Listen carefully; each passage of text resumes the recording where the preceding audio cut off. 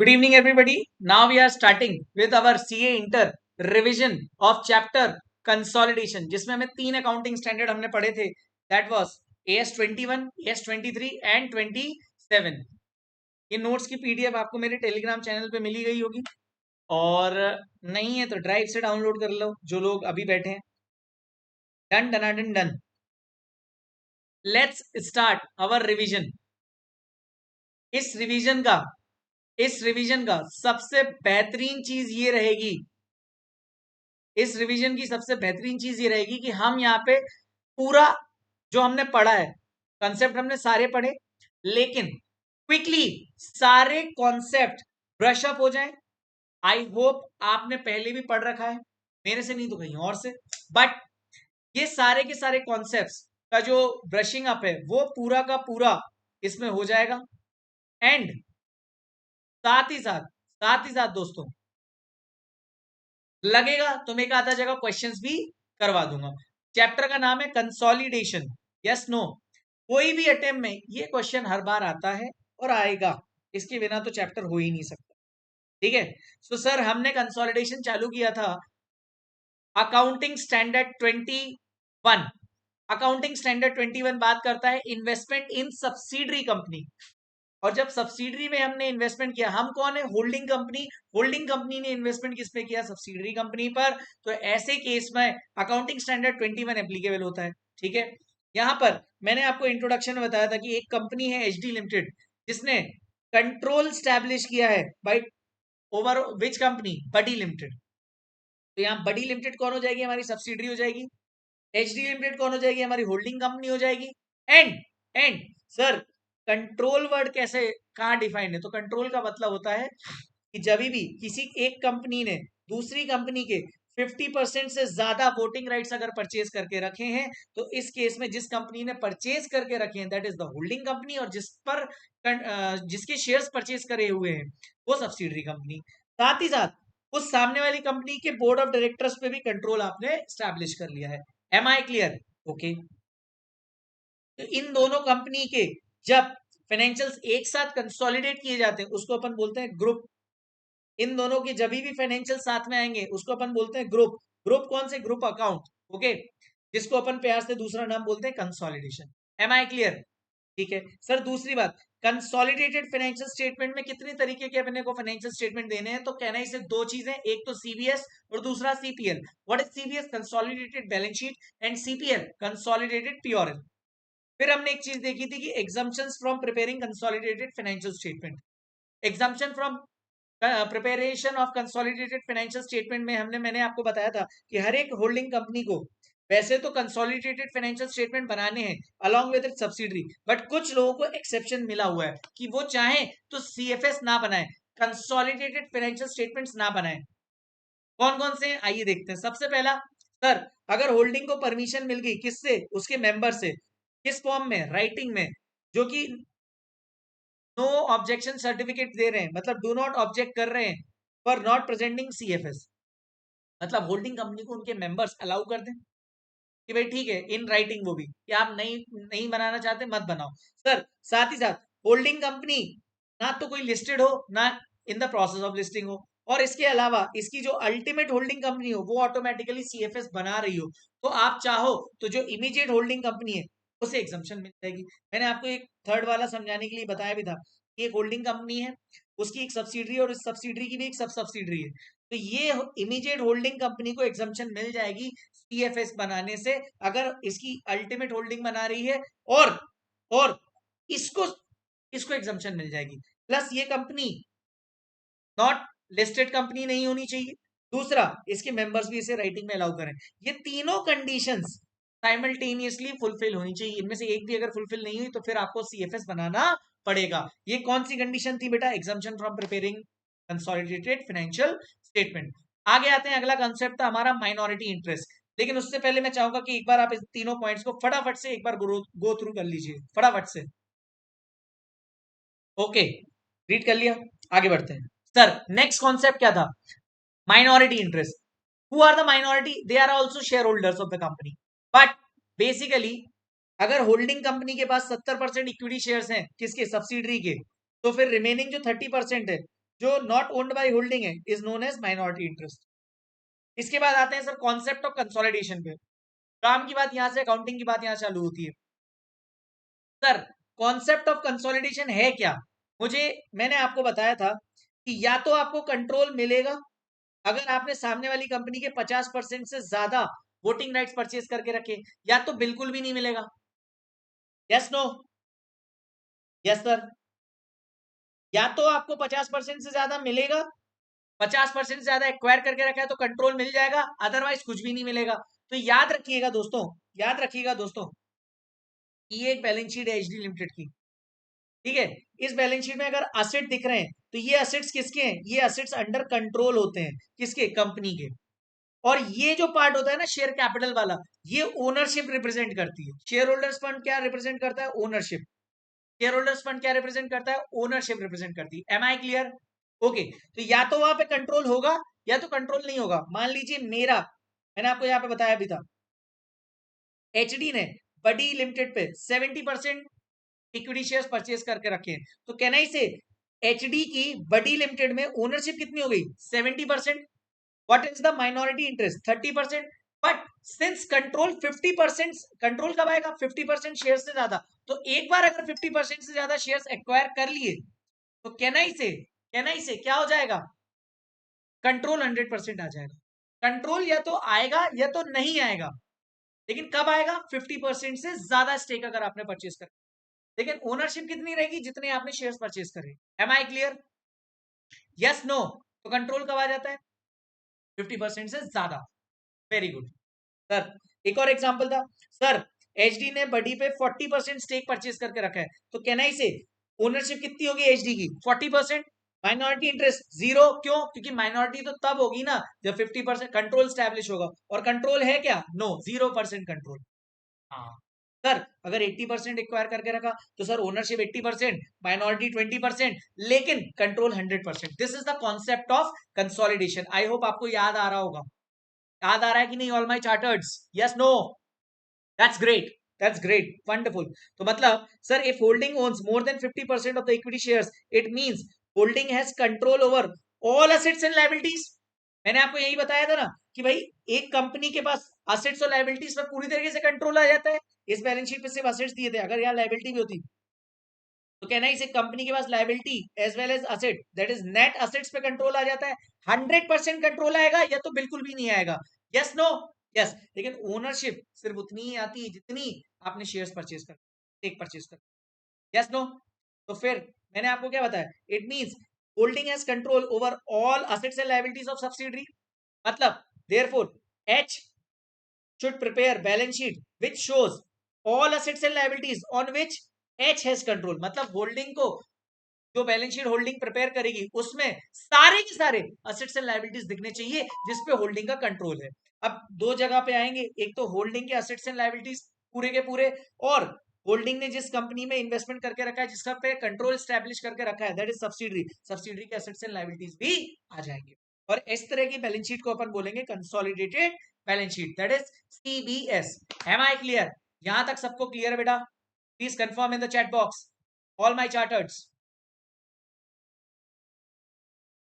Sir अब अपन आगे बढ़ रहे हैं। आगे बढ़ने पे अपन क्या देखेंगे सर? Example number 1।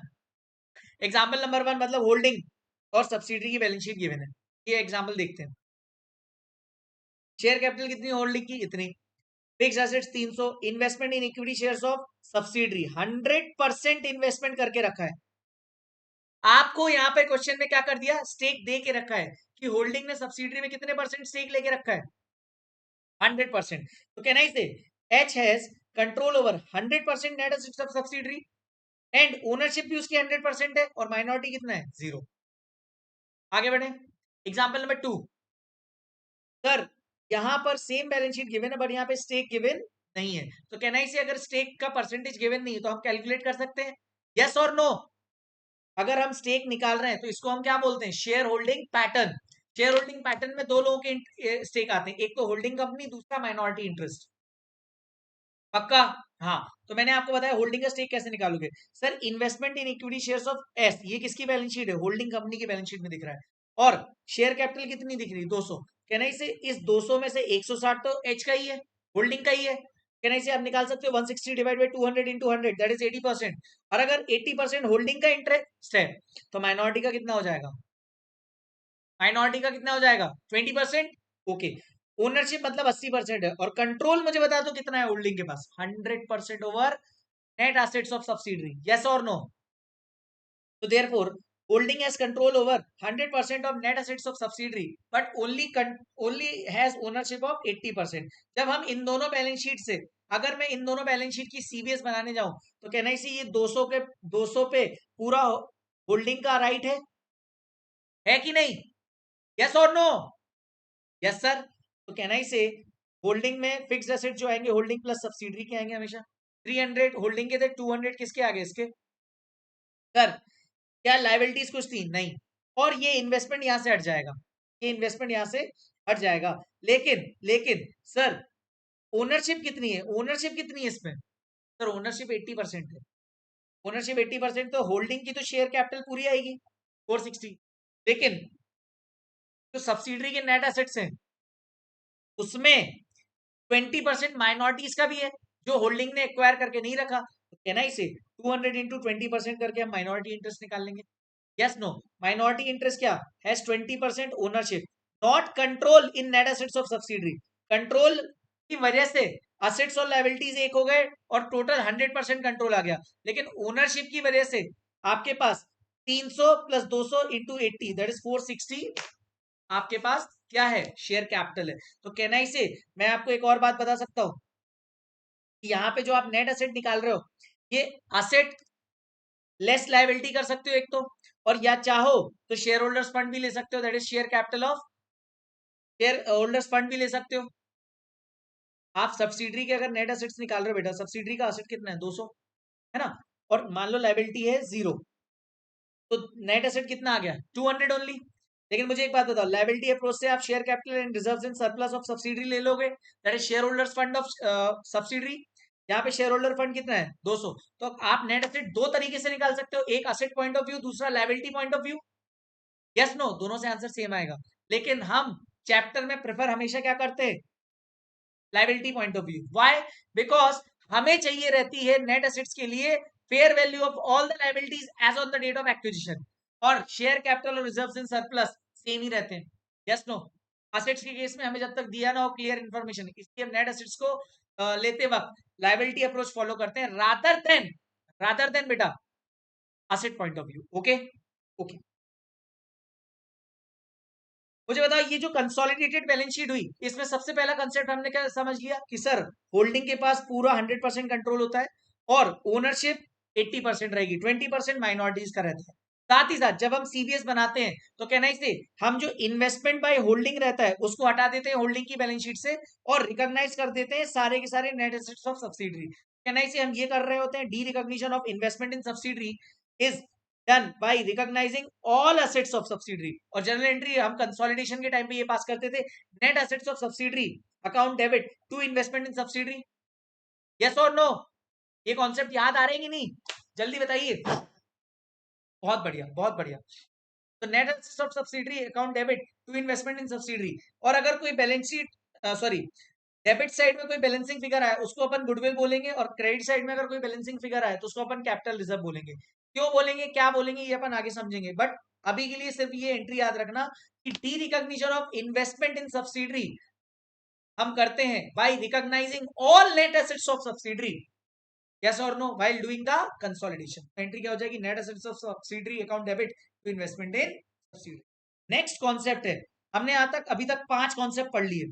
5 कॉन्सेप्ट्स में सबसे पहला था इंट्रोडक्शन, दूसरा था टीएफएस में क्या क्या चीजें होती हैं, तीसरा था एग्जाम्पशन, चौथा था माइनॉरिटी, पांचवा था कॉन्सेप्ट ऑफ कंसोलिडेशन। अब हम सिक्स्थ बेसिक कॉन्सेप्ट पे पढ़ रहे हैं, that is concept of cost of control. Cost of control is nothing but cost of control is nothing but the cost in relation to acquisition of control over the subsidiary by holding company। मान लीजिए मेरे net assets कितने हैं? 200। ठीक है, ध्यान से समझना, ये बहुत इंपॉर्टेंट कंसेप्ट है, ध्यान समझना। सर मेरे नेट एसेट कितने हैं? 200। Yes no? 200 है जैसे ही, और इसमें होल्डिंग का शेयर कितना है? 70। कहना इसी 70% अगर होल्डिंग का है तो 30% हमारा किसका हो जाएगा? माइनॉरिटी का। ठीक है। अच्छा, holdings share of net asset है मान लो 140, मतलब ये 70% के लिए, 70% के लिए मुझे बताओ 200 में से कितने नेट एसेट्स पे होल्डिंग का ओनरशिप आ जाएगा? 140। और 60 किसके होंगे? माइनॉरिटी। सर ये 140 कहां से आया? कुछ नहीं किया हमने, 200, ये जो नेट एसेट्स टोटल थे ना सब्सिडरी के, इस 200 में 70% किसका है? होल्डिंग का। तो कहना इसे 140 holding share of net assets हो जाएंगे। Holding share of net assets 140, तो माइनॉरिटी का शेयर कितना हो जाएगा? 60। अच्छा, इस 140 को एक्वायर करने के लिए मान लीजिए मैंने पे किया है 150, मैंने भी कितना पे किया है? 150। कहना इसे मैंने एक्स्ट्रा पे किया है, 10 रुपए एक्स्ट्रा पे करिए for the acquisition of 140 net asset. तो अगर मैंने कोई अमाउंट एक्स्ट्रा पे किया है, वो अमाउंट यहां पे गुडविल कहलाए। Any amount in excess of the holding share of net asset has been paid during the acquisition or acquiring control is known as goodwill। पक्का? और सर अगर मैंने कम दिए 130 दिए, 130 रुपए दिए और मेरे को मिले कितने? 140, कहने से मेरा प्रॉफिट हो गया, कैपिटल रिजर्व में जाएगा, ये कैपिटल नेचर का प्रॉफिट होगा। तो हमारा कॉस्ट ऑफ कंट्रोल का स्टेटमेंट कुछ इस तरह से आ जाएगा। कैसा? ध्यान समझना। सबसे पहले हम निकालेंगे holdings share in net assets of subsidiary. कौन सी डेट पर? डेट ऑफ एक्विजिशन, जिसे हम प्यार से बोलेंगे दउआ। दउआ के दिन holding share of net assets निकाल लेंगे और उसमें से लेस कर देंगे होल्डिंग्स इन्वेस्टमेंट, मतलब होल्डिंग ने कितना इन्वेस्ट किया एक्चुअल में, या कॉस्ट ऑफ इन्वेस्टमेंट जिसको अपन बोलते हैं, in equity shares of subsidiary. और इसको निकालने के लिए अपन क्या करेंगे? कॉस्ट लेस करेंगे pre acquisition dividend. Sir why pre acquisition dividend? अपन डिविडेंड के एडजस्टमेंट में इसको समझेंगे, अभी के लिए सिर्फ इतना मान के चलो कि अपन क्या कर रहे हैं, प्री एक्विजिशन डिविडेंड को कॉस्ट ऑफ इन्वेस्टमेंट से लेस कर देंगे। अगर फिगर पॉजिटिव आया दैट मींस हमारा प्रॉफिट है, कैपिटल रिजर्व, मतलब हमने कम पे किया है और हमें एसेट्स ज्यादा के मिले। ठीक है। लेकिन अगर फिगर निगेटिव है, मतलब एसेट कम के मिले, हमने पे ज्यादा किया है, कहना चाहिए वो हमने एक्स्ट्रा पेमेंट गुडविल के कारण दिया है। यस और नो? अब इससे रिलेटेड कुछ वर्किंग नोट्स है। नोट नंबर 1, दउआ मतलब date of acquisition, that is date when 50% से ज्यादा इक्विटी शेयर्स ऑफ सब्सिडरी हमने परचेज करे हैं और कंट्रोल हमारे पास आ गया, इसको अपन बोलते हैं डेट ऑफ एक्विजिशन। और अगर goodwill comes positive then it is called capital reserve, मैंने आपको ऑलरेडी कवर कर चुका हूं। ठीक है। अब आते हैं बेटा प्री एक्विजिशन डिविडेंड पर। किस पे आ रहे हैं? Pre acquisition dividend per. मुझे एक बात बताइए, मुझे एक बात बताइए, होल्डिंग ने 1 जुलाई, एक company holding H limited, H limited ने 80% shares of subsidiary S limited purchase करे हैं ऑन 1 जुलाई 2025। ठीक है। किस दिन एक्विजिशन किया है?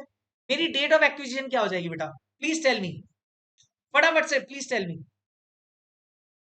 सर मेरी डेट ऑफ एक्विजिशन हो जाएगी 1 जुलाई, है ना? अब ध्यान समझना, क्या 1 जुलाई के पहले ये शेयर्स ऑलरेडी थे? हाँ, एग्जिस्टेंस में थे सर, थे ना? अच्छा, अब इन शेयर्स पे लास्ट ईयर कंपनी ने, सब्सिडरी कंपनी ने अपने इन शेयर्स को जो आज होल्डिंग ने परचेज कर लिए, लास्ट ईयर इन शेयर्स पर सब्सिडरी कंपनी ने कोई डिविडेंड अनाउंस करके रखा था, डिक्लेयर करके रखा था, और पे इस साल किया है। अब मुझे एक बात बताओ, इस डिविडेंड पे किसका हक था? सर इस डिविडेंड पे हक था जिसके पास लास्ट ईयर शेयर्स थे, लेकिन वो तो बेच के निकल गया। यस और नो? वो तो बेच के निकल गया और मिला किसको? होल्डिंग कंपनी को डिविडेंड। क्यों? लेकिन क्या वो एक्चुअल में डिविडेंड, ये जो एक्चुअल में डिविडेंड होल्डिंग का था क्या? एक्चुअल में ये डिविडेंड होल्डिंग का था क्या? Please tell me all my charters, please. नहीं था सर। जब नहीं था तो can I say it is a cost recovery? Why? बोले सर ये पुराने शेयर होल्डर का था, पुराने शेयर होल्डर ने हमें शेयर्स बेच दिए, है ना, और हमसे उस टाइम पे पेमेंट ले लिया, और ये सारी बातें हमने AS13 इन्वेस्टमेंट में डिस्कस करी थी। Yes no my dear friends? हाँ। और सर हमने वहां सीखा था कि ये जो डिविडेंड मिल रहा है मुझे, ये प्री एक्विजिशन डिविडेंड है। ये प्री एक्विजिशन डिविडेंड क्यों है? क्योंकि लास्ट ईयर के शेयर्स पे हमें डिविडेंड मिला है, जो कि आज हमें मिला है जरूर है, लेकिन एक्चुअल में उस पर हक मेरा नहीं है कि मैंने तो शेयर अभी खरीदे, वो तो किसी पुराने शेयर होल्डर पे था। लेकिन मुझे बताओ कंपनी किसको डिविडेंड देगी? जिसके हाथ में शेयर सर्टिफिकेट होगा। एम आई क्लियर बेटा? पक्का?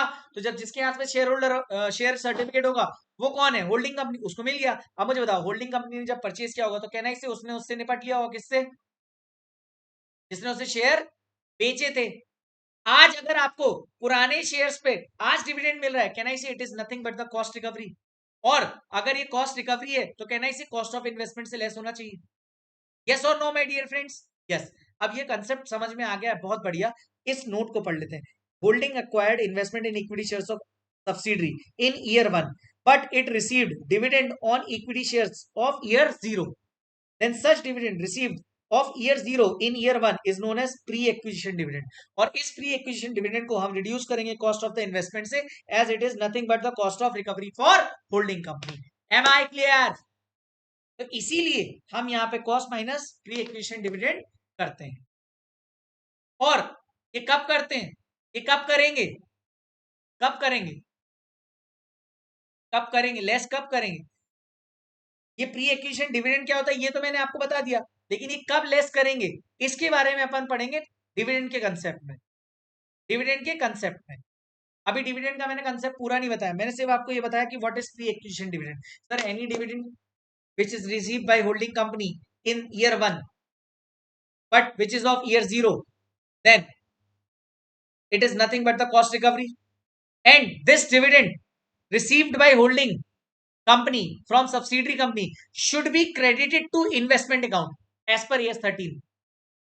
बट अगर कंपनी गलती से इस डिविडेंड को AS 13 के हिसाब से डिविडेंड को इन्वेस्टमेंट अकाउंट में क्रेडिट ना करते हुए पीओरएल में अगर कर देती है तो can I see rectification entry pass करनी पड़ेगी, और अगर रेक्टिफिकेशन एंट्री पास करनी पड़ेगी तभी उस केस में कॉस्ट में से लेस होगा, अदरवाइज ये लेस नहीं होगा। Am I clear? तो ये रेक्टिफिकेशन हो रहा है। क्यों हो रहा है? पहले तो मैंने आपको बताया ये क्या कहलाता है, कॉस्ट रिकवरी कहलाता है। दूसरा, ये कब लेस होगा? जब रेक्टिफिकेशन हो रहा होगा। ये याद आ रहा है बेटा? कनेक्ट कर पा रहे हो सब के सब? Please confirm in the chat box, yes no. That's great, that's great, बहुत बढ़िया, बहुत बढ़िया, मजा आ गया सर। आगे बढ़ते हैं।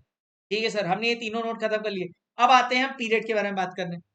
पीरियड दो तरीके से आएगा, एक तो प्री पीरियड और post period. Pre acquisition period आएगा और पोस्ट एक्विजिशन पीरियड आएगा। Sir what is pre acquisition period and what is post acquisition period, समझते हैं। सर ईयर स्टार्ट हुआ 1 अप्रैल 2024 को, और डेट ऑफ एक्विजिशन है मतलब जिस दिन कंट्रोल स्टैब्लिश किया है होल्डिंग ने सब्सिडरी पे, दैट इज 1 जून 2024, और ईयर एंड हो रहा है 31 मार्च 2025 को। तो ये डेट ऑफ एक्विजिशन यहां से लेके ईयर स्टार्टिंग से लेके डेट ऑफ एक्विजिशन तक, ये जितने भी मंथ्स हैं ये पी पीरियड कहलाएंगे। और ये इसके बाद से लेके ईयर एंड तक के हमेशा पोस्ट एक्विजिशन पीरियड कहलाएगा। ये पोस्ट एक्विजिशन पीरियड बेटा कब कहलाएगा? कहां से? 1 जुलाई या 30 जून के बाद से लेके 31 मार्च तक। Am I clear? Year end तक। Okay sir, date of acquisition पे क्या हुआ? कंट्रोल स्टैब्लिश हुआ। कंट्रोल स्टैब्लिश हुआ मतलब होल्डिंग ने सब्सिडरी के मोर देन 50% शेयर परचेज कर लिए कंट्रोल स्टैब्लिश करने के लिए। इस दिन पे अपन गुडविल कैलकुलेट करेंगे। गुडविल क्यों कैलकुलेट करेंगे? Because on the date of acquisition आप पर अकाउंटिंग स्टैंडर्ड 21 एप्लीकेबल हो जाएगा और गुडविल आपको कैलकुलेट करनी पड़ेगी। Goodwill is calculated by comparing holdings share of net assets as on date of acquisition less investment in equity shares in subsidiary. और कहना ही से इस दिन पे मुझे क्या चाहिए? इस दिन पे मुझे चाहिए net assets of subsidiary on the date of acquisition, और इसके लिए मुझे फेयर वैल्यू नेट एसेट निकालना है, तो मुझे all assets at fair value चाहिए। लेकिन क्या मुझे ईयर के बीच में सारे एसेट्स फेयर वैल्यू पे मिलेंगे क्या? Answer is no. Reliable information नहीं मिलेगी। इसी वजह से हम हमेशा लायबिलिटी अप्रोच फॉलो करते हैं, बिकॉज लायबिलिटी अप्रोच में हम सारी की सारी शेयर कैपिटल कंसिडर कर सकते हैं विदाउट इवन गेटिंग चेंज, और साथ ही साथ शेयर होल्डर फंड में एक रिजर्व एंड सरप्लस भी आता है, उसे भी हम कंसिडर कर लेंगे। Am I clear? हाँ सर। और सर आपको भी पता है बच्चों, मैंने आपको बताया था कि share capital throughout the year change नहीं होती अनटिल एंड अनलेस उसमें कोई फ्रेश इशू ऑफ शेयर्स हुआ by way of bonus, right, और normal fresh issue. Am I clear? पक्का। तो इसलिए हम लायबिलिटी अप्रोच जब भी कभी भी हम नेट एसेट्स ऑफ सब्सिडरी निकालेंगे, हम हमेशा लायबिलिटी अप्रोच या लायबिलिटी पॉइंट ऑफ व्यू ही यूज करेंगे। और ये जो net assets of subsidiary on the date of acquisition आ जाता है ना बेटा, ये होल्डिंग और माइनॉरिटी इंटरेस्ट दोनों में बढ़ जाएगा। ठीक है, कैसे बटेगा? इसके लिए अपन #8 पे चल रहे हैं। कंसेप्ट नंबर 8 जो कि है हमारे एचडी के example, basic examples for the preparation of consolidated financial statements. Okay, यहां तक सब समझ में आ गया? Please confirm. चलिए, तो अब अपन बढ़िया तरीके से फटाफट से सारे एग्जाम्पल देख लेते हैं। अब आपका क्या करना है, आप लोग जो मेरे से पढ़े हुए, आप अपने साथ कैलकुलेटर रख लो। ठीक है, कैलकुलेटर रखो, या जो मेरे से नहीं भी पढ़े और देख रहे हैं इसको, कैलकुलेटर रख लो। ये शीट डली हुई है, ध्यान समझना। अपने को यहाँ पे बेसिक बैलेंस शीट दी है, अपन सारे क्वेश्चंस देखते हुए चलेंगे, जितना अपन ने किया ना अपन पूरा करके चलेंगे। ठीक है, चलो। नॉन करेंट एसेट गिवन है, ठीक है। पेरेंट टी लिमिटेड मतलब पेरेंट लिमिटेड, होल्डिंग को अपन पेरेंट भी बोलते हैं, मैंने आपको बताया भी था, है ना, कंपनीज एक्ट और इंडिया के हिसाब से। ठीक है, और एस लिमिटेड मतलब सब्सिडरी लिमिटेड। ठीक है, पीपीई गिवन है 60-70, investment in 100% equity shares of subsidiary limited on balance sheet date, मतलब 31 मार्च को इन्वेस्टमेंट किया है, 31 मार्च को इन्वेस्टमेंट किया बेटा, है ना। करंट एसेट गिवन है अपने को 60-30 के, तो इक्विटी एंड लायबिलिटीज में शेयर कैपिटल गिवन है, रिटेन्ड अर्निंग्स गिवन है अपने को। Retained earnings is nothing but other equity, other equity मतलब बेटा रिजर्व्स एंड सरप्लस। ठीक है, हाँ। करंट लायबिलिटी गिवन है अपने को 40 और 20 की। क्या बोल रहा है, प्रिपेयर करो कंसोलिडेटेड बैलेंस शीट एंड पास करो necessary general entry for consolidation. ये अपना सबसे बेसिक क्वेश्चन है। अब मुझे एक बात बताओ, क्या इसने आपको ईयर दिया? नहीं। अब बैलेंस शीट डेट अपन क्या एज्यूम करते हैं, 31 of March. Yes no, India में अपन 31 मार्च अप्रोच करते हैं, हाँ। फिर मैंने आपको याद है इस क्वेश्चन में आपको बताया भी था कि नेट एसेट निकालने के लिए हमें क्या चाहिए रहेगा, नेट एसेट निकालने के लिए हमें क्या चाहिए रहेगा, नेट एसेट निकालने के लिए हमें चाहिए रहेगा या तो असेट्स और liabilities on the date of acquisition, या फिर लायबिलिटी अप्रोच। हम हमेशा प्रेफर कौन सी करेंगे, लायबिलिटी अप्रोच। असेट अप्रोच से भी आंसर वही आएगा, लायबिलिटी से भी वही आएगा, लेकिन हम हमेशा कौन सा सबसे ज्यादा एक्यूरेट कौन सी है, लायबिलिटी। Okay, done. हाँ, लायबिलिटी अप्रोच कब नहीं लगा पाओगे, जब आपको share capital reserve and surplus properly given. Share capital हमेशा रहेगा, कभी कभार रिजर्व सरप्लस नहीं दिया रहता, आपके मॉड्यूल में क्वेश्चन है उसमें बता देते हैं। उसमें उन्होंने नेट एसेट निकाला है एसेट अप्रोच से, बाकी हर जगह पे उन्होंने लायबिलिटी अप्रोच से निकाला है। ठीक है सर, क्या था सर, 70,000। अब याद रखना सब्सिडरी के फिगर से अपन नेट एसेट्स निकालेंगे, क्योंकि नेट एसेट किसके निकाल रहे हैं, नेट एसेट्स ऑफ सब्सिडरी के। तो मुझे बताओ इस डेट पे 70,000 आपके नॉन करेंट एसेट्स हैं, करेंट एसेट्स आपके 30,000 हैं, लेस कर दोगे 20,000, तो कहना इसे 80,000 आपका क्या आ जाएगा, नेट एसेट। और अगर आप टोटल करोगे सब्सिडरी की शेयर कैपिटल और रिजर्व्स का, तो भी आपका 80,000 आ जाएगा। Am I clear? फिर आप निकालोगे कॉस्ट ऑफ कंट्रोल। मुझे एक बात बताओ, जब 100% है तो कहना इसे 100% कंट्रोल आएगा आपके पास। सर कंट्रोल अगर 100% कब आएगा, सर जब 50% से ज्यादा आपने एक्वायर कर लिया, मतलब एक बार कंट्रोल आया तो कंट्रोल सीधा सीधा 100% आता है, लेकिन ओनरशिप डिफर हो सकती है, यस और नो। मान लो अगर मैंने आज आपकी कंपनी के 80% शेयर परचेज करे, तो कहना इसे ओनरशिप मेरे पास 80% है, 20% माइनॉरिटी का है, लेकिन कंट्रोल 100% है मेरे पास, और control over assets and liability 100% रहेगा। याद रखना, होल्डिंग्स कॉस्ट ऑफ कंट्रोल के लिए मुझे क्या क्या कंपेयर करना पड़ता था, एक तो कॉस्ट ऑफ इन्वेस्टमेंट, दूसरा holding share in net assets of subsidiary. तो कहना इसे 80,000 इंटू 100%, 80,000। और कॉस्ट ऑफ इन्वेस्टमेंट भी अपने को क्वेश्चन में कितना गिवन है, 80,000, जीरो। ना तो कोई गुडविल आई ना कोई कैपिटल रिजर्व आया। एंट्री क्या हो जाएगी sir, recognition of net assets of subsidiary by derecognising investment in subsidiaries. कहना इसे एंट्री क्या हो जाएगी, net assets of subsidiary account debit to investment in subsidiary, 80,000 80,000। Yes और नो, आंसर इज यस।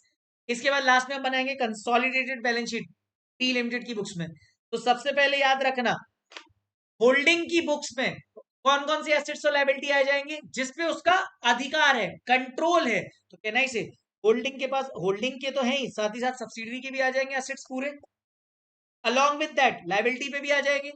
लेकिन याद रखना my dear friends, share capital और reserves and surplus that is shareholder funds सिर्फ और सिर्फ पेरेंट का ही आएगा यहाँ पे।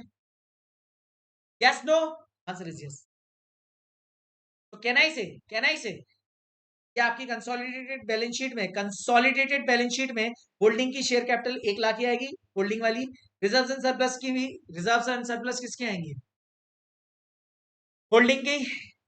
और लायबिलिटी दोनों की टोटल होके आएगी, दोनों के एसेट्स भी टोटल होके आएंगे।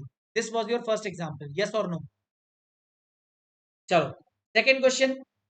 सेकंड क्वेश्चन में क्या था सर, सेम क्वेश्चन था, पीपीई वगैरह सब था। यहाँ पे इन्वेस्टमेंट किया है 100% इक्विटी शेयर में, बट यहाँ पे 90,000 का इन्वेस्टमेंट किया है। मुझे बताओ क्या इस क्वेश्चन में आप नेट एसेट निकाल के बता सकते हो मुझे? हाँ सर, 80,000 ही आएंगे। कैसे, 60 + 20। अच्छा, क्या मुझे आप क्या मुझे आप कॉस्ट ऑफ कंट्रोल बता सकते हो? सर 80,000 के असेट्स आ रहे हैं, लेकिन उसके बदले में हम 90,000 पे कर रहे हैं, तो कहना इसे नेगेटिव फिगर आ रहा है। नेगेटिव फिगर आ रहा है मतलब गुडविल आ रहा है। एंट्री क्या हो जाएगी?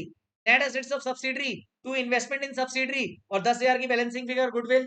कहना इसे अब ज्यादा बेटर लग रहा है, अब थोड़ा कॉन्फिडेंस बढ़ रहा है चैप्टर में। Yes no my dear friends, please tell me honestly. Okay, that's great. Now comes your third question, third basic question, third basic question, that is PP 80-60 investment in 80%। इस बार पहली बार अपन क्वेश्चन कर रहे हैं minority interest का, क्योंकि 80% अगर आपने acquire किया तो 20% ओनरशिप किसके पास होगी? माइनॉरिटी इंटरेस्ट के पास होगी। और अगर माइनॉरिटी इंटरेस्ट के पास 20% है, लेकिन तभी भी कंट्रोल तो 100% ही रहेगा होल्डिंग के पास। एम आई क्लियर बेटा? Yes no my dear friends? Okay, that's great. Sir इसके बाद ये हमारे फिगर्स दिए हैं, share capital, reserves and surplus और करंट लायबिलिटीज के। करंट लायबिलिटीज की ये सारे फिगर दिए हैं। मुझे आप क्या बता सकते हो? नेट एसेट्स ऑफ सब्सिडरी सबसे पहले कितना आएगा? सर कुछ नहीं करना है अपने को, नेट एसेट्स ऑफ सब्सिडरी निकालने के लिए मुझे सबसे पहले क्या चाहिए दोस्तों? सर सबसे पहले 40 + 30, that is share capital of subsidiary plus reserves and surplus. 70,000 के हमारे क्या आ जाएंगे? Net assets. इस नेट एसेट्स को लेने के लिए इसमें कितना शेयर है होल्डिंग का? 80%। तो कहना इसे 70 इंटू 80%, 56,000 के नेट एसेट्स ऑफ सब्सिडरी है ऑन बैलेंस शीट डेट। बदले में पेमेंट कितना किया है? 90,000। कहना इसे 34,000 एक्स्ट्रा पे किया। ये 34,000 क्या हो जाएगा बेटा? गुड्डू, गुड्डू हुआ है, बधाइयो, बधाइयो, गुड्डू हुआ है। मिठाई बंटवा देना मोहल्ले में। बोले एंट्री क्या होगी? बोले net assets of subsidiary to investment in subsidiary 70 और 90। सर गुड्डू भी आया था, 34 डेबिट हो जाएगा, लेकिन इस बार आपकी बार माइनॉरिटी इंटरेस्ट भी आएगा। सर माइनॉरिटी इंटरेस्ट कैसे निकालोगे मुझे बताओ? 70,000 के नेट एसेट्स थे आपके पास यहाँ पे, है ना? 70,000 के नेट एसेट्स थे, लेकिन इसमें से 20% किसका था? माइनॉरिटीज का था बेटा। तो माइनॉरिटीज अपन कितना लिया है? 14,000। कहना इसे दोनों हमारे टोटल बराबर हो गए, पिट्टूश, है ना? और उसके बाद सीबीएस बनाई। सीबीएस में हमने क्या किया? होल्डिंग, सब्सिडरी, सॉरी होल्डिंग की फिगर शेयर कैपिटल में पूरे पूरे आ जाएंगे। माइनॉरिटी इंटरेस्ट हमने अभी निकाला 14,000। इसके अलावा नॉन करेंट असेट्स में सारे होल्डिंग और सब्सिडरी दोनों आ जाएंगे। करेंट असेट्स में होल्डिंग सब्सिडरी आ जाएगा, और करेंट लायबिलिटी भी होल्डिंग सब्सिडरी आ जाएगा, और साथ में जो कंट्रोल गेन करने के दौरान गुडविल आई है वो भी आ जाएगी। बताओ, कोई डाउट्स? कोई डाउट्स नहीं। अब अपन यहाँ पे पढ़ने वाले हैं एनालिसिस ऑफ प्रॉफिट्स का। एनालिसिस ऑफ प्रॉफिट्स की वर्किंग अपन पढ़ने वाले हैं। इस वर्किंग को पढ़ने के बाद हम अपना एक क्वेश्चन सॉल्व करने का एक पैटर्न डिस्कस कर लेते थे। याद है हमने 9 स्टेप्स निकाले थे, 9 स्टेप्स हमने निकाले थे, लेकिन वो 9 स्टेप हम इस एडजस्टमेंट को समझने के बाद अप्लाई करेंगे। Am I clear charters? Yes no my dear friends, please tell me in the chat box. Okay, okay, okay, okay. Sir analysis of profits, इसके लिए मैंने आपको याद है एग्जांपल लिया था, एग्जांपल यही वाला था। सर 1 अप्रैल को क्या हुआ है, ध्यान से देखना, पूरा फोकस इधर इधर इधर इधर देखो, मेरी तरफ देखो बेटा, है ना? कंसोलिडेशन तो आज अपन इजी करके ही छोड़ेंगे बेटा। 1 अप्रैल 2024 को आपका ईयर स्टार्टिंग हुआ। 1 अक्टूबर को डेट ऑफ एक्विजिशन है। डेट ऑफ एक्विजिशन का मतलब समझते हो? इस दिन पर कंट्रोल आया, कहना इसे इस दिन पे गुड्डू कैलकुलेट करना पड़ेगा, गुड्डू और capital reserve cost of control की वर्किंग बना के। यस और no my dear friends? Yes. Sir 1 April को तो चालू हुआ था साल, और 31 मार्च को जब साल अंत हुआ, तो 1 अप्रैल को जब हम ओपनिंग बैलेंस देखा हमने प्रॉफिट और लॉस का, वो था 40 रुपीज। ईयर एंड पर आ गया 160। अच्छा मुझे एक बात बताओ, प्री पोस्ट पीरियड अपन ऑलरेडी बाइफरकेशन ऊपर समझ चुके हैं। प्री के कितने मंथ्स आ जाएंगे सर? 6 मंथ्स। पोस्ट के भी 6 मंथ्स, क्योंकि 1 अक्टूबर से पहले तक का टाइम, ईयर स्टार्टिंग से 6 महीने हो रहा है, और 1 अक्टूबर से लेके एंड ईयर एंड तक का टाइम भी 6 महीने हो रहे हैं। कहना ही से मुझे एक बात बताओ, कहना ही से अगर मैंने ये जो 40 थे, ये मेरा ओपनिंग पीओरएल था और क्लोजिंग पीओरएल 160 है, इन दोनों का जो डिफरेंस है वो मैंने पूरा प्रॉफिट, इस करंट ईयर का प्रॉफिट कहलाएगा। कहना इसे करंट ईयर का प्रॉफिट 120 है। ये जो करंट ईयर का प्रॉफिट 120 है दोस्तों, इसको मैं प्री और पोस्ट के मंथ्स में एलोकेट कर दूंगा, तो कहना इसे मेरा प्री का टोटल कितना जाएगा 120 में से 60, और पोस्ट भी 160। अब मुझे बताओ, प्री में 60 आया करंट ईयर का, और ओपनिंग वाला 40 ऑलरेडी है, तो कहना इसे 40 + 60 is my 100 is pre profit. Pre acquisition का प्रॉफिट मेरा 100 हो गया और पोस्ट एक्विजिशन का प्रॉफिट 60 हो गया। बस इतनी सी बात समझनी थी हमें एनालिसिस ऑफ प्रॉफिट्स में। Can I see analysis of profits आपको क्लियर है पूरा? हमेशा हम ऐसी वर्किंग बनाएंगे। इसमें आपको कई बच्चों को क्या होता है, देखो मैं लेजर बना के भी करवा दूं, लेकिन मैं आपको बताऊं क्या होगा, लेजर बनाने में ना कई बच्चों को मौत आने लगती है। मौत आने लगती है मतलब कंफ्यूजन बहुत हो जाती है। ये सबसे सेफ है, क्योंकि at the end of the day मुझे कंसोलिडेशन के अगर बैलेंस शीट का क्वेश्चन आया, प्योरल का क्वेश्चन आया, व्हाट एवर इट इज, मुझे पूरे के पूरे मार्क्स चाहिए इस चैप्टर में, और हम लेके नहीं है ना। चलो तो एग्जाम्पल नंबर 4 पे आ जाते हैं बेटा। ठीक है, एग्जाम्पल नंबर 4 पे आ जाते हैं। एग्जाम्पल नंबर 4 की अपन जो बात करने वाले हैं उसको समझते हैं। पहले एग्जाम्पल नंबर 4 रीड करते हैं, फटाफट से आ जाइए। सर बैलेंस शीट 31 मार्च 1990 की गिवन है, पेरेंट कंपनी के बैलेंसेस गिवन है, investment in equity shares of subsidiary given है, करंट एसेट्स में इन्वेंट्री गिवन है, शेयर कैपिटल में फेस वैल्यू गिवन है, reserves and surplus other equity given है, दोनों कंपनी की ट्रेड पेबल्स भी गिवन है। सर अदर इंफॉर्मेशन में क्या गिवन है? सर पी ने मतलब पेरेंट ने एक्वायर किया है सब्सिडरी पे 4500 इक्विटी शेयर्स एक्वायर करे हैं सब्सिडरी के। सब्सिडरी की टोटल शेयर्स कितने सर? 60,000 की शेयर कैपिटल है, एक शेयर 10 रुपए का है। तो कैनाई से बेटा मैं यहाँ पर शेयर होल्डिंग पैटर्न निकाल सकता हूं? यस और नो? कितना आएगा सर? कुछ नहीं करना मुझे, 4500 डिवाइड बाई 6000, 75% हमारा क्या आ जाएगा? 75% आ जाएगा दोस्तों शेयर होल्डिंग पैटर्न में, होल्डिंग का स्टेक। और रिमेनिंग 25 किसका आ जाएगा बेटा? फटाफट से बताओ, माइनॉरिटीज का। ठीक है, उसके बाद बैलेंस ऑफ रिटेन्ड अर्निंग, मतलब retained earning is nothing but purely profit and loss margin. ठीक है, ऑन 1 अप्रैल 89 बैलेंस शीट 90 की गिवन है, बैलेंस शीट 90 की गिवन है। और बेटा याद है अभी तक हमने जितने भी क्वेश्चंस करे वो सारे के सारे क्वेश्चंस बेटा कौन से वाले थे? सारे के सारे कौन से वाले थे सर? बैलेंस शीट डेट के क्वेश्चन थे। बैलेंस शीट डेट पे ही डेट ऑफ एक्विजिशन हो रहा था। आप देख लो फटाफट से, ऐसा नहीं कि देखो आपको ऐसा लगना चाहिए कि भगा दिया मैंने। ये देखो ऑन बैलेंस शीट डेट 31 मार्च को ही एक्वायर करे, कंट्रोल एक्वायर किया और 31 मार्च को ही सीबीएस बन रही। तो क्या पोस्ट एक्विजिशन कोई पीरियड था क्या? नहीं था। आगे बढ़ते हैं, दूसरे वाले में देखते हैं। ऑन बैलेंस शीट डेट था एक्विजिशन और सीबीएस भी हम 31 मार्च को ही बना रहे थे। कहना इससे कोई पोस्ट एक्विजिशन पीरियड था क्या? तीसरे एग्जांपल में भी same balance sheet date is nothing but 31 March. CBS कब बना रहे हैं? 31 मार्च। प्री पूरा 12 महीने, पोस्ट जीरो। बट अब दोस्तों मुझे बताओ, आपने एक्वायर कब किया? 1 अक्टूबर। और आपका पीओरएल का ओपनिंग बैलेंस भी 1 अप्रैल का दिया हुआ है 8,000 और क्लोजिंग कितना गिवन है?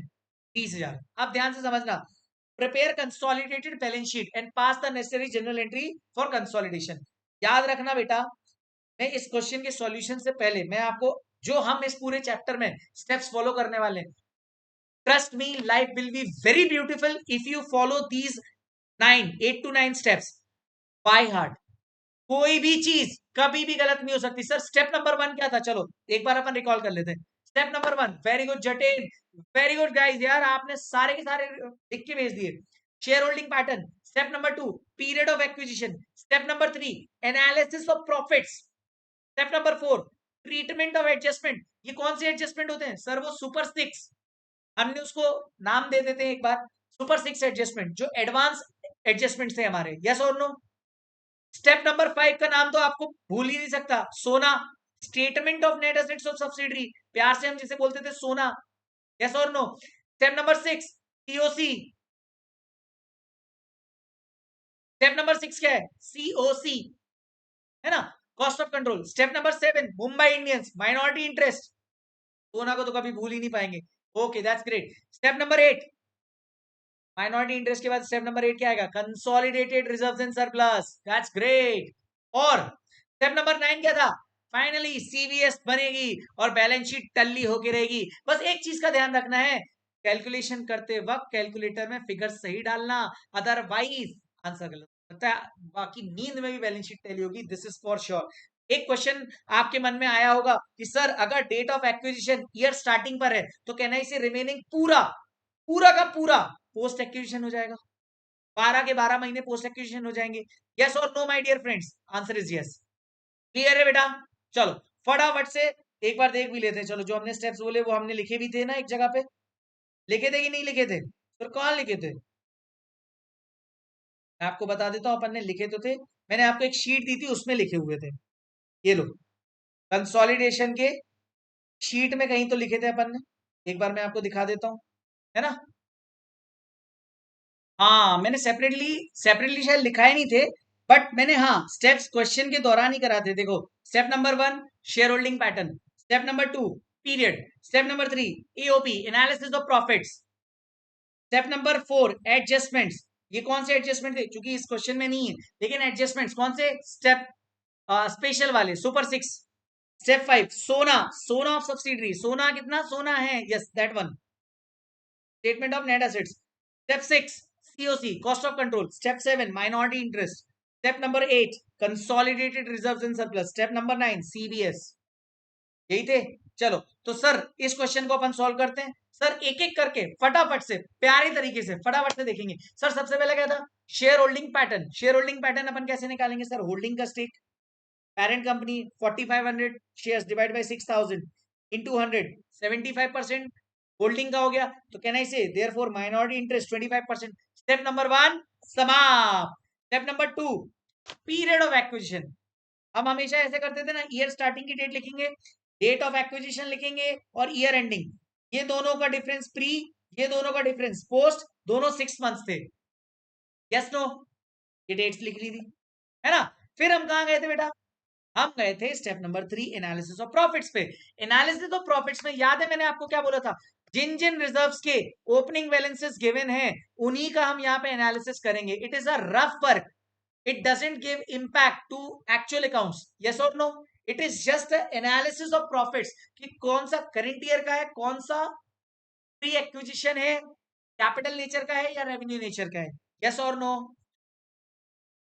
सर इसमें पीओरएल का ओपनिंग बैलेंस कितना 1 अप्रैल का दिया था 8000, क्लोजिंग दिया है 20000, डेट ऑफ एक्विजिशन 1 अक्टूबर है, तो कहना इसे करंट ईयर में मैंने कितना कमाया होगा, 20000 क्लोजिंग, ओपनिंग 8000, 12000 कमाए। ये 12000 प्री और पोस्ट दोनों में बढ़ जाएंगे, किस रेशियो में, 6:6। जब मैं बोल सकता हूँ 1:1 में, तो यहाँ पे आ जाएगा 6 और 6। अच्छा ये 6 प्री का, ये 8 भी प्री का, टोटल 14000, पोस्ट का 6000। सर स्टेप नंबर 4 एडजस्टमेंट, हमारे सुपर 6 एडजस्टमेंट हैं, 6 के 6 एडजस्टमेंट हैं जो स्टेप नंबर 4 को इंपैक्ट करते हैं। चूंकि यहाँ पे कुछ दिया नहीं है, क्योंकि ये बेसिक चल रहा है तो कोई दिक्कत ही नहीं है, आगे बढ़ जाते हैं। Step number 4 not available information, okay. Step number 5 sir सोना ऑफ सब्सिडरी। अब चूंकि ये पहला क्वेश्चन है जिसमें हम पोस्ट एक्विजिशन पीरियड भी देख रहे हैं, तो हम statement of net asset 3 dates के बीच का बनाएंगे। पहला डेट ऑफ एक्विजिशन, दूसरा पोस्ट एक्विजिशन और तीसरा ईयर एंड। याद रहेगा, याद है कि नहीं, please tell me. Okay that's great यार, दैट्स ग्रेट, है ना। इसके बाद हम आगे बढ़े, तो हमने देखा यहाँ पे लाइबिलिटी अप्रोच फॉलो करनी होती है। लाइबिलिटी अप्रोच फॉलो करनी होगी तो हम इक्विटी शेयर कैपिटल किसकी लेंगे, सब्सिडरी की, और रिजर्व्स एंड सरप्लस। लेकिन मुझे एक बात बताओ, रिजर्व्स एंड सरप्लस में जो मैंने एनालिसिस किया है, मेरे प्री एक्विजिशन प्रॉफिट्स 14000 के, ये कब तक के हैं सर, ये डेट ऑफ एक्विजिशन तक, और पोस्ट एक्विजिशन कितने, 6000। यस और नो माय डियर फ्रेंड्स, यही था, यही हमने स्टेप नंबर 3 से उठाया था। तो मैंने देखो रिजर्व्स एंड सरप्लस कितना है, आप देखना, सब्सिडरी के रिजर्व्स कितने 20000 है। अब इस 20000 का एनालिसिस कैसे किया कि 14000 तो डेट ऑफ एक्विजिशन के, दैट इज प्री एक्विजिशन, और 6000 आपके पोस्ट एक्विजिशन, टोटल आपके 20000 है। सिंपल बात खत्म। डेट ऑफ एक्विजिशन पे net asset 74000, post acquisition 4000, total आपके नेट एसेट 80000। इस 74000 को डेट ऑफ एक्विजिशन वाले को आप होल्डिंग और माइनॉरिटी में बांट दोगे। सर 55,500 आपका आ जाएगा होल्डिंग का, और 18,500 आ जाएगा माइनॉरिटी का।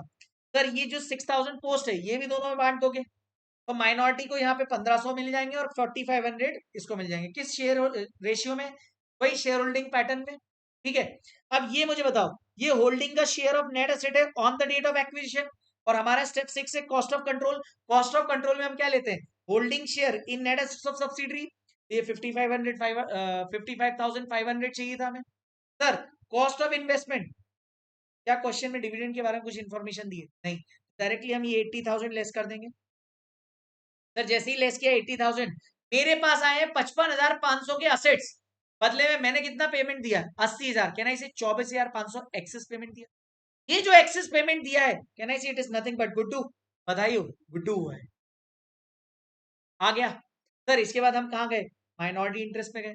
सर माइनॉरिटी इंटरेस्ट पे हमने क्या देखा था, एक तो हमारा 18,500 on the date of acquisition आया था और 1,500 अलग से आ गया था। टोटल माइनॉरिटी इंटरेस्ट में दोनों चीजें स्टेप 5 से आ जाएंगी। Share of net assets of subsidiary on the date of acquisition 18,500, share of post profits of subsidiary 1,500, कहना इसे 20,000 टोटल आ जाएगा। फिर रिजर्व्स एंड सरप्लस में देखो, कंसोलिडेटेड रिजर्व्स एंड सरप्लस में होल्डिंग की ओनरशिप रहती है, तो होल्डिंग के तो पूरे के पूरे आ जाएंगे 60,000। ये कहाँ गिवन है सर, ये बैलेंस शीट में ही गिवन है, ये देखो। सर इसके अलावा होल्डिंग का पोस्ट एक्विजिशन प्रॉफिट 4,500 ये भी आएगा, ये भी आएगा कि नहीं, प्लीज टेल ना यार, टेल नो। सर आएगा। तो मुझे एक बात बताओ, क्या क्या लिख दिया अपन ने, 60,000 और 4,500, टोटल 64,500। अब हम बना रहे हैं अपनी सीबीएस। सीबीएस में मुझे बताओ, मैंने बिना फॉर्मेलिटी की लिखी है, फॉर्मेलिटीज नहीं करी, like equity and liability, share holders fund, लेकिन आपको करना है एग्जाम में, याद रखना है ना, क्योंकि ये बेसिक एग्जाम्पल था। इक्विटी शेयर कैपिटल पूरी आ जाएगी, स्टेप कहां से, होल्डिंग की आएगी, इसमें कोई स्टेप की जरूरत ही नहीं, 1 लाख होल्डिंग की जो थी वो ओनर की आ गई। एम आई क्लियर, क्योंकि ओनर की ही हमेशा शेयर कैपिटल आती है। मैंने आपको बेसिक में सबसे पहला कंसेप्ट ऑफ कंसोलिडेशन में यही बताया था कि ओनर की ही शेयर कैपिटल आएगी। ओनर कौन है, होल्डिंग, ग्रुप का ओनर कौन है, होल्डिंग, होल्डिंग की शेयर कैपिटल आ गई कि नहीं। सर रिजर्व्स एंड सरप्लस हमने सेपरेटली स्टेप नंबर 8 में कंसोलिडेटेड रिजर्व्स एंड सरप्लस बनाए थे, एनआईसी ये टोटल कहां आ जाएगा, एज इट इज यहां आ जाएगा। सर स्टेप 7 में मैंने Mumbai Indians, that is minority interest, Mumbai Indians अपन प्यार से बोलते हैं, माइनॉरिटी इंटरेस्ट 20,000 लेके आ गए थे। सर बाकी लाइबिलिटीज और नॉर्मल जो बाकी सारे एसेट्स दोनों के एक साथ आएंगे, 100% कंट्रोल है होल्डिंग का। और स्टेप 6 की वजह से गुड्डू भी आ जाएगा, कहना इससे बैलेंस शीट टल्ली हो जाएगी। क्या आपको ये याद रहेगा बेटा, फटाफट से मुझे बताइए, yes no my dear friends, यहां तक फटाफट से याद आ रहा है कि नहीं। बहुत बढ़िया, बहुत बढ़िया, है ना। अब आगे अपन बढ़ते हैं। तो मैंने आपको कंक्लूड किया था कि कंसोलिडेटेड बैलेंस शीट में क्या क्या आएगा, याद है, मैंने एचडी क्लाउड बनवाया था आपको, एचडी क्लाउड मतलब मेरा कंसेप्ट नोट। तो सर मैंने आपको क्या बोला था, कंसोलिडेटेड बैलेंस शीट में share capital of holding, all assets and liabilities of holding plus subsidiary आ जाएंगे, लेस कर देंगे हम इसमें एडजस्टमेंट्स लाइक गुडविल और कैपिटल रिजर्व, ऊपर नीचे हो सकता है, plus Mumbai Indians that is minority interest पूरा आ जाएगा, और sir consolidated reserves and surplus भी पूरे के पूरे आ जाएंगे by separate working of minority and consolidated reserves and surplus. Sir अब मैंने आपको एक चीज और बताई थी जब हम ये सीबीएस बनाएंगे स्टेप नंबर 9 में, कि सर क्या हम एग्जाम में इसी तरीके से करें या मॉड्यूल में जैसे नोट्स टू दी अकाउंट्स दिए हैं वैसे करें। तो अगर आपके पास जैसे नॉन करेंट एसेट्स के अंदर 3-4 नॉन करेंट एसेट्स दिए, PPE, plant, machinery, land and building, अगर इतने सारे एसेट्स दिए तो आप उसका एक नोट बना लो, लेकिन बाकी तो वर्किंग आपकी रेफरेंस ही आ रही है। अब करेंट लायबिलिटी है 40,000 और 30,000 फॉर एग्जाम्पल, सॉरी कितनी थी अपनी एग्जाम्पल में, 40 और 20, सॉरी 40 और 20, है ना। तो 40 और 20 ऐसा भी लिख सकते हो, और या फिर ऐसा भी लिख सकते हो होल्डिंग प्लस सब्सिडी, आपको मार्क्स मिलेंगे पूरे, है ना।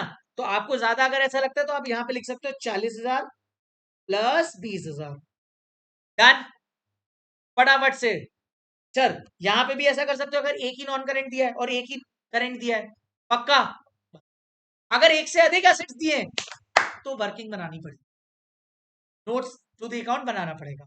ये डाउट भी मैंने आपका क्लियर कर दिया था उस टाइम पे, याद आया। फिर हम गए थे अपने एग्जाम्पल नंबर 5 पर, एग्जाम्पल नंबर 5 पर हम गए थे, है ना। एक बार फटाफट से एग्जाम्पल नंबर 5 देखो, मैंने शायद ये क्वेश्चन आपको होमवर्क में दिया था करने को, यस और नो, ये क्वेश्चन मैंने आपको होमवर्क में दिया था करने को, आपने इस क्वेश्चन को खुद से होमवर्क में किया था, नेक्स्ट डे मैंने आपसे वेरीफाई करा लिया था। इसमें क्या खास था, कुछ भी नहीं ऐसा था, बस याद रखना यहाँ पे बैलेंस शीट कब की दी थी, 31 मार्च की, और इन्वेस्टमेंट इन 80% था, तो कहना इसे माइनॉरिटी 20 हो जाएगा। सर 1 जनवरी डेट ऑफ एक्विजिशन थी, तो सिर्फ 3 महीने ही बचते हैं पोस्ट के, बाकी 9 मंथ्स कहाँ के थे, प्री के थे। और बैलेंस ऑफ प्योरल ओपनिंग वाला अपने को गिवन था 10,000, क्लोजिंग कितना था 40, तो करंट ईयर में 30 आया होगा, ये देख लो, और 30 को आपने 9:3 में बांट दिया होगा, तो प्री और पोस्ट में आ गया होगा कुछ इस तरह से, स्पेशल एडजस्टमेंट एक भी नहीं थे। इसके बाद मुझे बताओ, सोना ऑफ सब्सिडरी बनाया होगा आपने, डेट ऑफ एक्विजिशन में आपने 80,000 लिया होगा, एक तो डेट ऑफ एक्विजिशन और ईयर एंड पर। इसके अलावा सर स्टेप नंबर 3 में जो आपने एनालिसिस किया था 9:3 में प्री और पोस्ट, ये 32,500 और 7,500, यानी इन दोनों का टोटल 40,000 हो रहा था। इस 40,000 को एनालिसिस ऑफ वर्क प्रॉफिट्स के नाम पे हमने यहाँ पे एलोकेट कर दिया था स्टेप 3 की वर्किंग दिखा के, और इसके बाद हमने टोटल कर लिया था। फिर हमने सेम तरीके से सीओसी में निकाला था। ये 90,000 कहाँ जाएगा, कुछ नहीं, ये होल्डिंग का शेयर है नेट एसेट्स का। लेस कर दिया इन्वेस्टमेंट, ये बैलेंस शीट में गिवन थे, गुडविल बीसीआर की आ गई थी, गुडविल बीसीआर की आई। उसके बाद एमआई का हमने स्टेप कर दिया।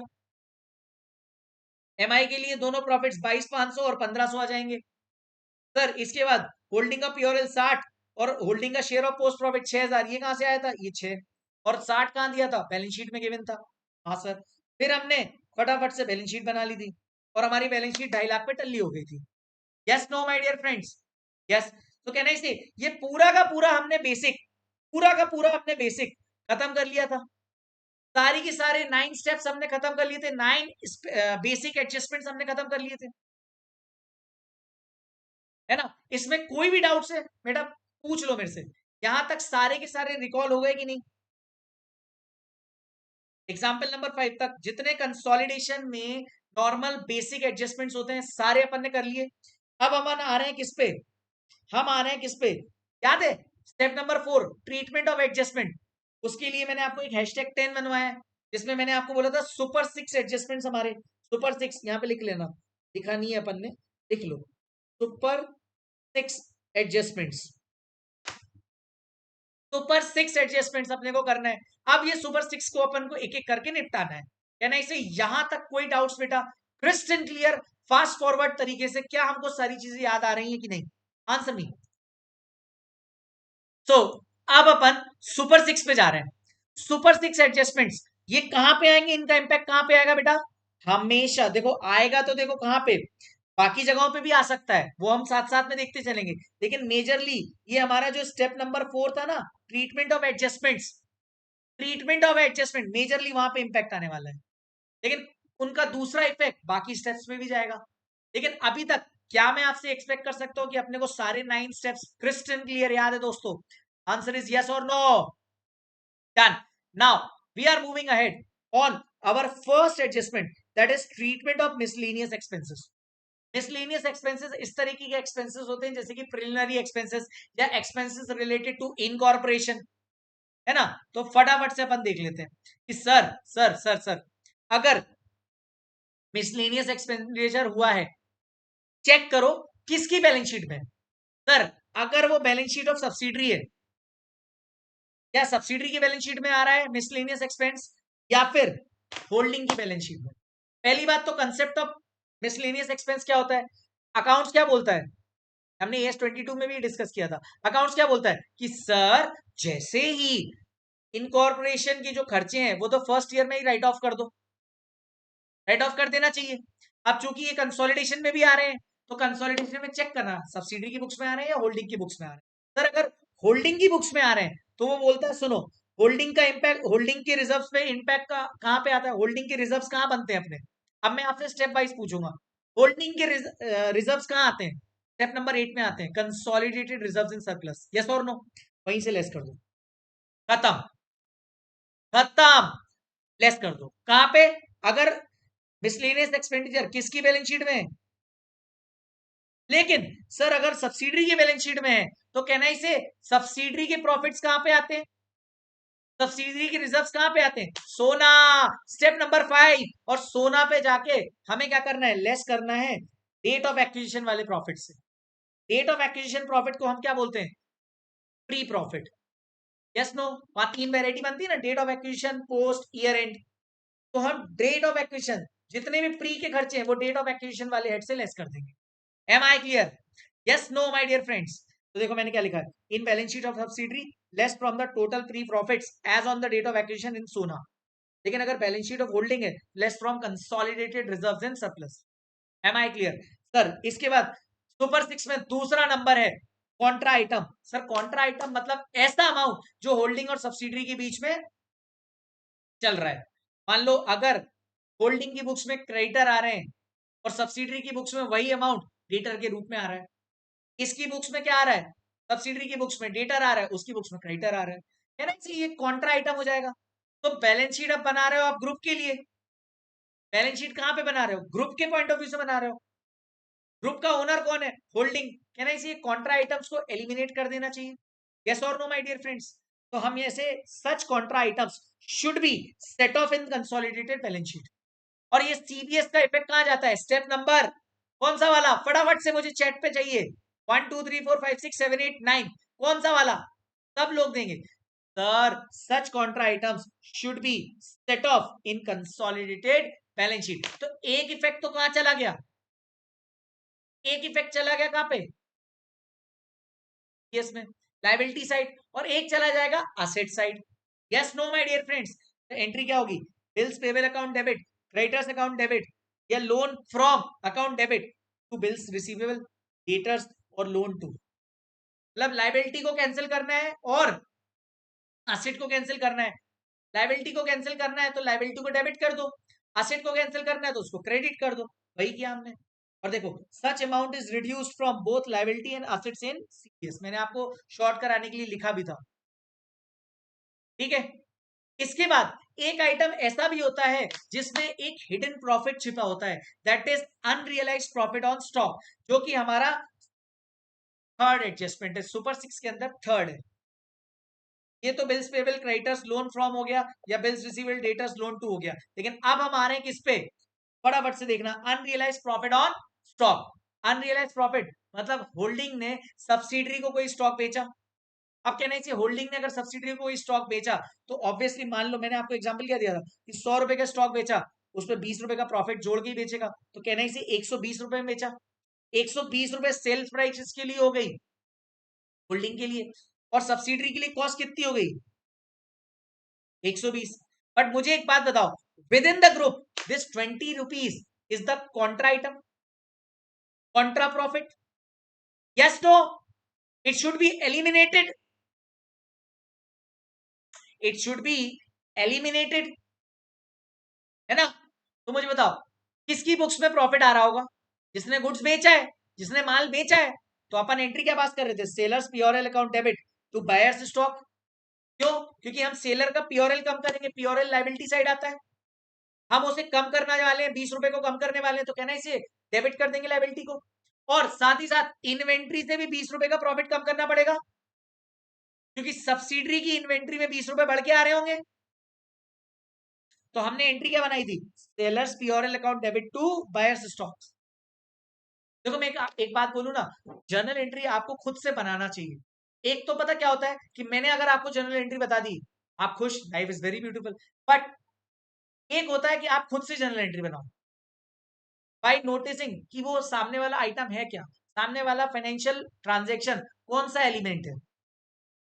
ये बात समझ में आ रही है। तो मुझे बताओ पीओरएल कम करना है, पीओरएल होता क्या है, लाइबिलिटी, लाइबिलिटी को कम करना है, तो लाइबिलिटी का जो नेचर है वो क्रेडिट होता है, हमें उसे कम करना है तो हम उसे डेबिट कर देंगे।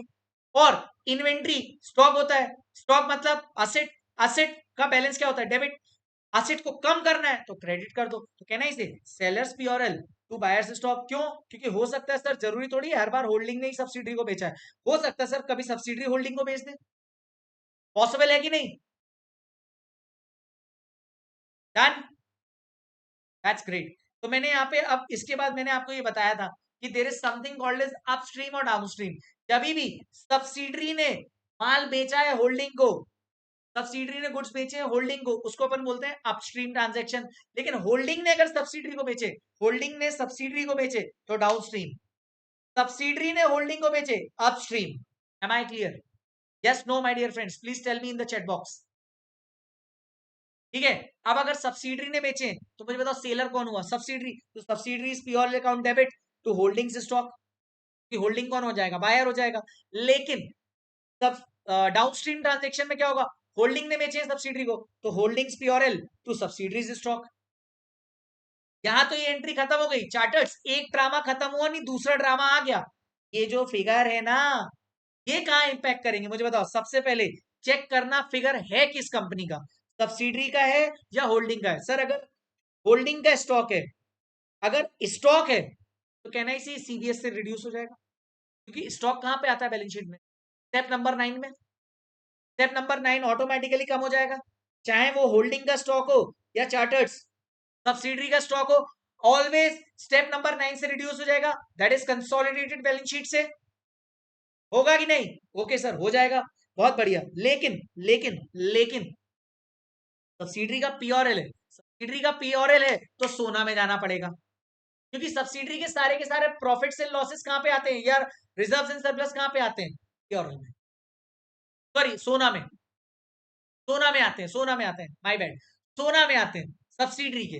होल्डिंग के कहां पे, कंसोलिडेटेड रिजर्व्स एंड सरप्लस। तो सर अगर होल्डिंग का पीओरएल कम हो रहा है तो हम रिड्यूस कर देंगे, ये देखो लिखा भी है, reduce decrease from consolidated reserves and surplus, मतलब स्टेप नंबर 8, ठीक है। और सब्सिडरी का जो पीओरएल है, सब्सिडरी का जो पीओरएल है वो कहां से लेस होगा, सोना से। सोना से तो लेस होगा, पोस्ट से होगा या प्री से होगा, पोस्ट से होगा या प्री से होगा। तो मैंने आपको याद है बताया था पोस्ट से होगा, क्यों, क्योंकि सीबीएस हम कब बना रहे हैं, सीबीएस हम कब बना रहे हैं, 31 मार्च को।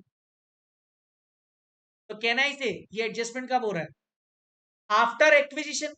जब ये आफ्टर एक्विजिशन हो रहा है, कहना ही से ये अपस्ट्रीम ट्रांजेक्शन, ये जो प्रॉफिट है हमें क्यों एलिमिनेट करना पड़ रहा है, बिफोर एक्विजिशन एलिमिनेट करना पड़ता था क्या, नो, आफ्टर एक्विजिशन करना पड़ रहा है, दैट्स वाई पोस्ट प्रॉफिट होगा। तो याद रखना स्टेप नंबर 5 में जब हम दोनों आप सब्सिडरी बनाते हैं तो डेट ऑफ एक्विजिशन के बगल में जो पोस्ट आता है वहां पे इंपैक्ट होगा, और वहां से क्या होगा, डिक्रीज हो जाएगा, क्या हो जाएगा, डिक्रीज हो जाएगा। तो याद रखना यहां से हमने एक और क्लाउड बनाया था एचडी क्लाउड, कि जब जब सब्सिडरी के प्रॉफिट्स में चेंज होगा, ये ट्राइंगल नहीं है बेटा, सुबह मेरे को कोई पूछ रहा था ये ट्राइंगल क्या होता है, delta A, change in subsidiaries P and L always impact सोना, और change in holdings P and L always impact consolidated reserves and surplus. Am I clear? 3 transaction super 6 में से हमने फटाफट से खत्म कर दिए कि नहीं, यहां तक पूरा याद आ रहा है कि नहीं, प्लीज टेल मी चार्टर्ड्स। बहुत बढ़िया बेटा, बहुत बढ़िया, बहुत बढ़िया, सब याद आ रहा है भैया, क्लास में इतना अच्छा था कि सब याद है, that's great, thank you so much, thank you so much guys. हाँ, आप थे वो जिसने आज सुबह पूछा था, that's great, always post, that's great, सब याद आ गया। चलो इसके बाद यार देखो, अब अपन रिवीजन कर रहे हैं, हम आए हैं सुपर 6 में एडजस्टमेंट नंबर 4 में। यहाँ पे रिवैल्यूएशन हो रहा है किसका, पीपीई का, किसकी, सब्सिडरी की, कब, date of acquisition, revaluation of PPE of subsidiary as on the date of acquisition. Sir मैंने आपको एक कहानी बताई थी, याद है, कि रिवैल्यूएशन हुआ है अगर पीपी किसकी, सब्सिडरी का, तो फिर हमें दो चीजें चाहिए रहेंगी, दो चीजें क्या, या तो हमें मिल जाए क्या, डेप्रीशिएशन परसेंटेज, और या हमें मिल जाए book value as on the date as on date of year starting. और इसके लिए मैंने आपको याद है कुछ टाइमलाइन बनवाई थी, ये ऐसी कोई टाइमलाइन बनवाई थी, याद है, याद आ रहा है कि नहीं, मैंने आपको बताया था, मैंने आपको बताया था कि सर डेट ऑफ एक्विजिशन हुई ईयर के मिड में, 1 जुलाई या जून में, ठीक है, ईयर के मिड में हुई, ठीक है, उस दिन आपकी बुक वैल्यू कितनी की थी, बुक वैल्यू मान लो थी पीपीई की 100 रुपए, 100 रुपए, और उस दिन रिवैल्यूड अमाउंट होके कितना हो गया, रिवैल्यूएशन होके कितना हो गया अमाउंट, 20। कहना से आपकी पीपीई कितने से बढ़ गई, 20 से बढ़ गई, कब बढ़ी, डेट ऑफ एक्विजिशन पर। अब ये डेट ऑफ एक्विजिशन पे 20 रुपए से अगर पीपीई बढ़ गई है, सो कहना से it is what, gain, revaluation gain, revaluation gain है ये, और ये गेन कब हुआ है, डेट ऑफ एक्विजिशन पे, तो ये सब्सिडरी के पीओरएल को इंपैक्ट करेगा, और पीओरएल में कहां पे इंपैक्ट करेगा, on the date of acquisition, सोना के अंदर, yes no my dear friends. तो कहना इससे 20 रुपए से क्या हो जाएगा, गेन हो जाएगा। लेकिन कहानी क्या थी चार्टर्स, क्या हमें रिवैल्यूएशन अमाउंट गिवन होगा, हाँ ये हमेशा क्वेश्चन में गिवन होगा, हमें फाइंड करनी होगी book value on the date of acquisition. To find this book value on of date of acquisition, book value of PPE of subsidiary on the date of acquisition को find करने के लिए हमारे पास दो तरीके हैं। दो तरीके क्या होते हैं सर, या तो हमारे पास बैलेंस शीट जो गिवन है उसमें ईयर एंड का जो बैलेंस है और ओपनिंग बैलेंस गिवन हो, तो इन दोनों का डिफरेंस क्या हो जाएगा, हमें बता देगा depreciation through out the year, और उससे हम इतने ईयर उससे हम क्या निकालेंगे, डेप्रीशिएशन परसेंटेज निकाल लेंगे, और वहां से हम डेट ऑफ एक्विजिशन की बुक वैल्यू निकाल लेंगे पीपीई की। एक तो तरीका ये था। दूसरा, सर ईयर स्टार्टिंग गिवन है, डेप्रीशिएशन रेट गिवन है, हम इस ईयर स्टार्टिंग के बैलेंस से यहां तक का बुक वैल्यू निकाल सकते हैं कि नहीं, निकाल सकते हैं। ये भी हमने सीखा था। प्लस मैंने आपको एक और बात बोली थी, मुझे बताओ डेट ऑफ एक्विजिशन पे 100 रुपए की जो बुक वैल्यू वाला असेट 120 का हो गया। अब मुझे बताओ डेट ऑफ एक्विजिशन से ईयर एंड तक क्या डेप्रीशिएशन किस अमाउंट पे लगेगा, 100 पे लगेगा या 120 पे लगेगा? सर रिवैल्यूड अमाउंट पे लगता है 120। तो कहना इसे यहां तक जो डेप्रीशिएशन लग रहा था और आफ्टर एक्विजिशन डेप्रीशिएशन में चेंज आएगा, चेंज आएगा कि नहीं आएगा? आएगा। ये जो चेंज है, ये डेप्रीशिएशन का जो एडजस्टमेंट है, ये हिडन एडजस्टमेंट मैंने बोला था, ये हिडन एडजस्टमेंट था, ये हमें खुद से दिमाग लगाना पड़ेगा। और ये हिडन एडजस्टमेंट में या तो एडिशनल एक्सपेंस ऑफ डेप्रीशिएशन लगेगा या सेविंग्स इन डेप्रीशिएशन होगी। Yes no? और ये हमेशा पोस्ट एक्विजिशन प्रॉफिट्स को इंपैक्ट करेगा। तो ये सोना ऑफ सब्सिडरी में कहा जाएगा, पोस्ट में, पोस्ट से लेस हो जाएगा अगर एडिशनल डेप्रीशिएशन है। सेविंग्स है तो एड बैक हो जाएगा। याद आ रहा है कुछ? पक्का? बहुत बढ़िया। तो इतना ही था ये एडजस्टमेंट, और इसके लिए मैंने आपको चार्ट दिखाया था कि हम यहाँ पे 3 स्टेप्स फॉलो करेंगे। सबसे पहले book value as on the year starting, ये अगर निकालनी है तो उसके लिए क्या चाहिए, बुक वैल्यू ईयर एंड वाली गिवन है और साथ में डेप्रीशिएशन परसेंटेज गिवन हो। इन ईयर एंड की बुक वैल्यू पीपी की और डेप्रीशिएशन परसेंटेज, ये दोनों अगर गिवन है तो क्या हम book value as on year starting निकाल सकते हैं? निकाल सकते हैं। और book value as on year starting से हम डेट ऑफ एक्विजिशन तक की पीपीई तक जा सकते हैं। याद है मैंने आपको बोला था कि यहां से यहां तक जा सकते हैं अगर हमें ये अमाउंट पता चल जाए। लेकिन अगर ये अमाउंट पता नहीं है और मेरे पास डेप्रीशिएशन परसेंटेज है और साथ ही क्लोजिंग बैलेंस है, तो कहना इसे इसका और इसकी मदद से मैं यहां तक आ सकता हूं और यहां से यहां तक जा सकता हूं। हाँ सर जा सकते हो, बिल्कुल जा सकते हो। तो देखो मैंने सबसे पहले क्या किया, कैलकुलेट किया book value on year starting. साथ ही साथ सर क्वेश्चन में मुझे डेप्रीशिएशन परसेंटेज नहीं गिवन है तो मुझे निकालना पड़ेगा। निकालने के लिए क्या रहेगा, इस बार मुझे ईयर स्टार्टिंग की बुक वैल्यू गिवन होगी और ईयर एंड गिवन होगा। Book value on the year starting and year and given रहेगा। इसको डिवाइड कर दूंगा मैं बुक वैल्यू ईयर स्टार्टिंग से और इनटू 100 कर दूंगा, तो कहना इसे मुझे डेप्रीशिएशन परसेंटेज मिल जाएगा। इसके बाद कहना इसे मैं book value as on the date of acquisition निकाल सकता हूं। कैसे? Book value year starting less pre period का जो डेप्रीशिएशन अमाउंट है, जो प्री एक्विजिशन पीरियड का है उसका डेप्रीशिएशन अमाउंट लेस कर दूंगा तो मेरा बुक वैल्यू आ जाएगा, दैट इज 100 जो अपन ने एग्जांपल में लिया था। Revalued amount on the date of acquisition always given रहेगा। इसको कंपेयर करेंगे तो या तो गेन होगा या लॉस होगा। गेन हुआ मतलब पीपी बढ़ गया, रिवैल्यूएशन अपवर्ड हुआ, अपवर्ड हुआ मतलब PP account debit to subsidiaries pre profit, pre profit मतलब इंपैक्ट ऑन सोना, और प्री प्रॉफिट है मतलब डेट ऑफ एक्विजिशन पे इंपैक्ट आएगा। लेकिन सर कम हुआ तो पीपी को क्रेडिट कर दो और सब्सिडरी की प्री प्रॉफिट को डेबिट कर दो और रिड्यूस कर दो डेट ऑफ एक्विजिशन से जितने से एसेट कम हुआ है। सिंपल था सर। इसके बाद मैंने आपको बोला था स्टेप नंबर 3 में hidden adjustment of depreciation. Sir dep हमने जो चार्ज किया है थ्रू आउट द ईयर, वो तो हमने बुक वैल्यू के पॉइंट ऑफ व्यू से चार्ज कर लिया, लेकिन कहना इसे पोस्ट एक्विजिशन हमें चार्ज किससे करना चाहिए था, रिवैल्यूड अमाउंट से। तो कहना इसे ये हिडन एडजस्टमेंट करने के लिए मैंने क्या किया, द डेप चार्ज, डेप मैंने कितना चार्ज कर दिया है, ये किस पे चार्ज किया होगा, year starting into post period depreciation. Post period depreciation मतलब जितने महीने पोस्ट पीरियड के होंगे उस हिसाब से डेप्रीशिएशन कर लगा दिया। लेकिन डेट चार्जेबल मतलब मुझे चार्ज कितना करना चाहिए था, वो हमेशा रिवैल्यूड अमाउंट पे इनटू पोस्ट पीरियड डेप्रीशिएशन, दोनों को कंपेयर किया। अगर अगर डेप्रीशिएशन एक्सपेंस ज्यादा आया तो कहना इसे इट इज एडिशन, एडिशन है तो कहना इसे मेरा प्रॉफिट कम हो जाएगा क्योंकि एक्सपेंस बढ़ गया, यहाँ पे डेप्रीशिएशन इज एन एक्सपेंस। और ये डेप्रीशिएशन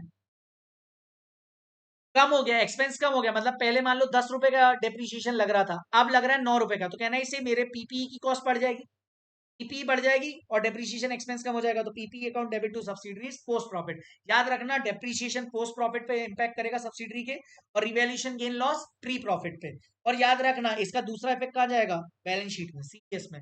तो एक इफेक्ट कहां जाएगा डेप्रीशिएशन का, स्टेप नंबर 9 में, और एक जाएगा सोना में। याद रहेगा बेटा, सेम यहाँ पे रिवैल्यूएशन गेन लॉस का एक एडजस्टमेंट कहां जाएगा, स्टेप नंबर 5 सोना में डेट ऑफ एक्विजिशन वाले कॉलम में, और दूसरा सीबीएस में जाएगा। बस दिस वाज इट। और उसके बाद मैंने आपको ये क्वेश्चन कराया था, ये क्वेश्चन आप खुद से देख सकते हो, ये बहुत आसान रहेगा। इसमें देखो डेप्रीशिएशन परसेंटेज गिवन नहीं है कि आपको opening book value, fair value given है और क्लोजिंग भी गिवन है, और यहाँ पे डेप परसेंटेज गिवन है, क्लोजिंग गिवन है, तो क्या ना इसे आप ओपनिंग निकाल सकते हो। और यहाँ पे ये सेम मतलब fair value, date of revaluation, revalued amount 180 given है दोनों में, तो कहना इसे यहाँ पे स्टेप नंबर 1 क्या हो जाएगा, opening less closing divide by opening, dep percentage आ गया। इस डेप परसेंटेज की मदद से कहना इसे मैं book value on date of acquisition निकाल लूंगा। 1.5 lakh less 10% of 1.5 lakh into 6/12। हाँ, इसके बाद रिवैल्यूड अमाउंट गिवन है, तो कहना इसे मेरी पीपीई बढ़ गई, रिवैल्यूएशन गेन आया, तो फिक्स एसेट अकाउंट डेबिट या PPE account debit to subsidiaries pre profit 37,500।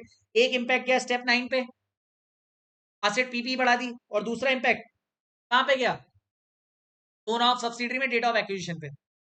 Sir Depp charge हमने किया होगा ओपनिंग बुक वैल्यू पे 10%, 6/12 करना था 180 पर, कहना इसे एडिशनल डेप्रीशिएशन आ गया, एडिशनल डेप्रीशिएशन आ गया, एडिशनल आया मतलब subsidiaries post profit account debit to fix asset.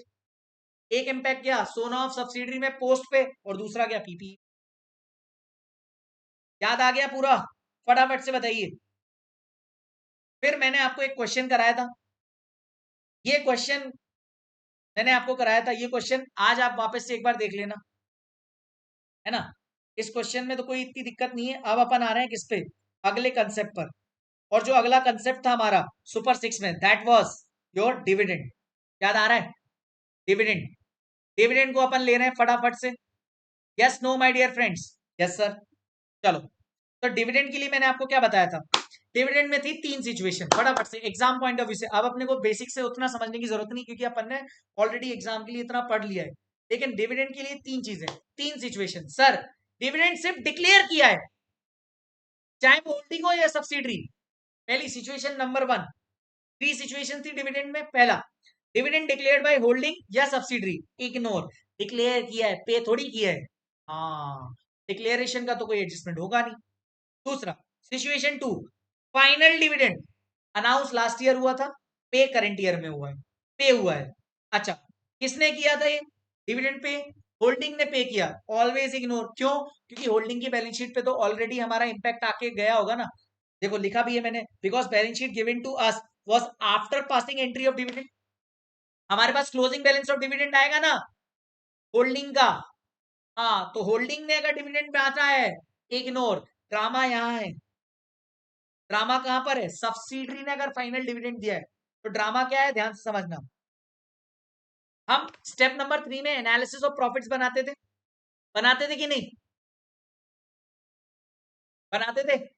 हाँ सर, मैं वहां पे क्या करता था, मैं आपको बोलता था कि मान लो पीओरएल का ओपनिंग बैलेंस है और पीओरएल का क्लोजिंग बैलेंस है, इन दोनों को कंपेयर कर लो, और जो भी बचा that is your current years profit, इसको प्री एंड पोस्ट में बांट दो। और ये तो हमेशा प्री में रहता ही था, यही अपन करते थे।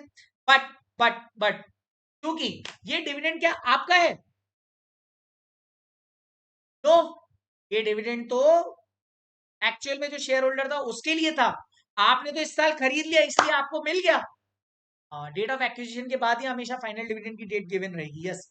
तो मुझे एक बात बताओ कि डिविडेंड पे आपका अधिकार तो था नहीं, बट चूंकि शेयर सर्टिफिकेट आपके हाथ में है, ये आपके लिए प्री एक्विजिशन डिविडेंड है, यस और no my dear friends, yes sir. तो can I say it is your cost recovery, it is your cost recovery,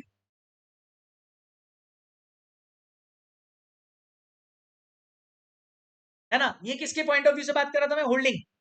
अच्छा, पीओरएल से किसके जा रहा है ये डिविडेंड, किसके पीओरएल से जाएगा, सब्सिडरी के पीओरएल से जाएगा, यस और नो। सब्सिडरी नहीं, क्योंकि पे किया है, देखो final dividend paid, holding ignore. और होल्डिंग के पॉइंट ऑफ व्यू से याद रखना, अपन ने वो कॉस्ट ऑफ इन्वेस्टमेंट में लेस कर दिया था, वो भी कब, जब रेक्टिफिकेशन करेंगे, हमने ऑलरेडी डिस्कस कर लिया। लेकिन अब फाइनल डिविडेंड पे किया सब्सिडरी, तो सब्सिडरी की बुक्स में कहां पे इंपैक्ट आएगा, वापस से समझना,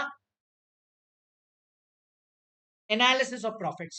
एनालिसिस ऑफ प्रॉफिट मतलब स्टेप नंबर 3, हमने कुछ ऐसे वर्किंग बनाई, ईयर स्टार्टिंग का बैलेंस लिखा, ओपनिंग और क्लोजिंग लिखा, याद रखना, जब यहाँ पे सब्सिडरी डिविडेंड पे कर रही है, सबसे पहले कौन से बैलेंस से पे करेगी, ओपनिंग या क्लोजिंग?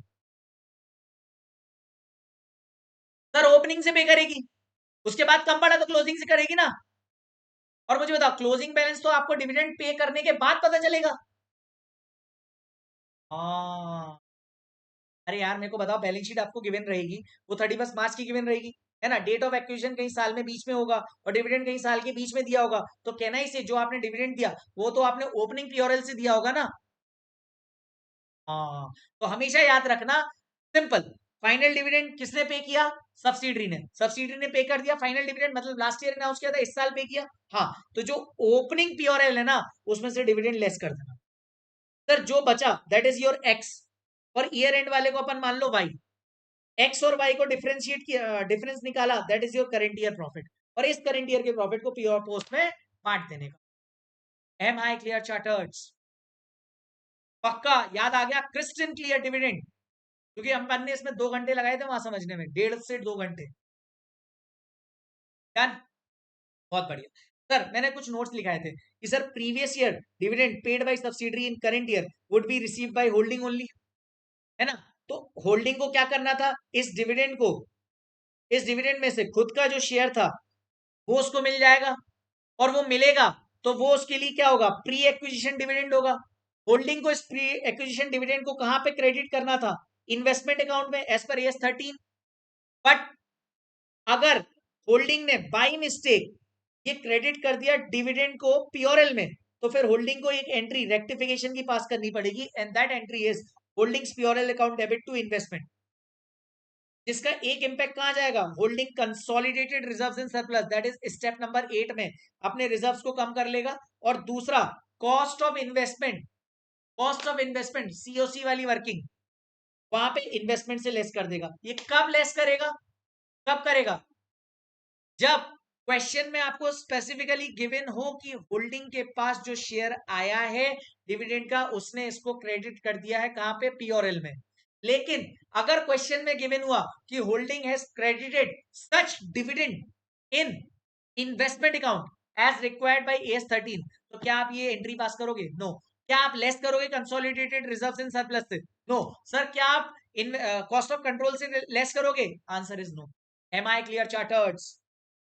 Yes no? पक्का? Done, that's great. देखो एक एग्जांपल भी है, फटाफट से देख लो।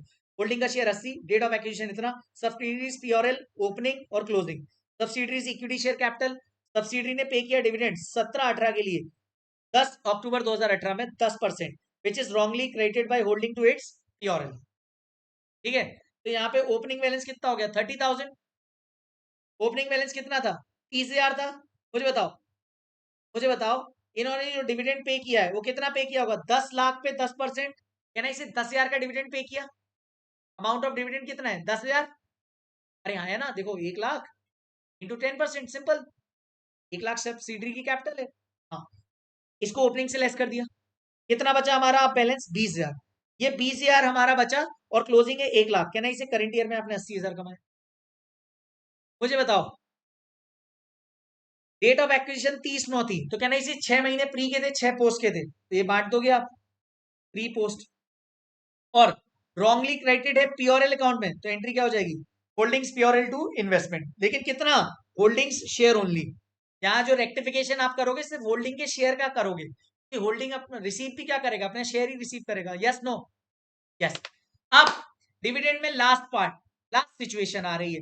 यहां मुझे बताओ, फाइनल डिविडेंड में कोई डाउट्स, प्लीज कंफर्म, याद आया कि नहीं?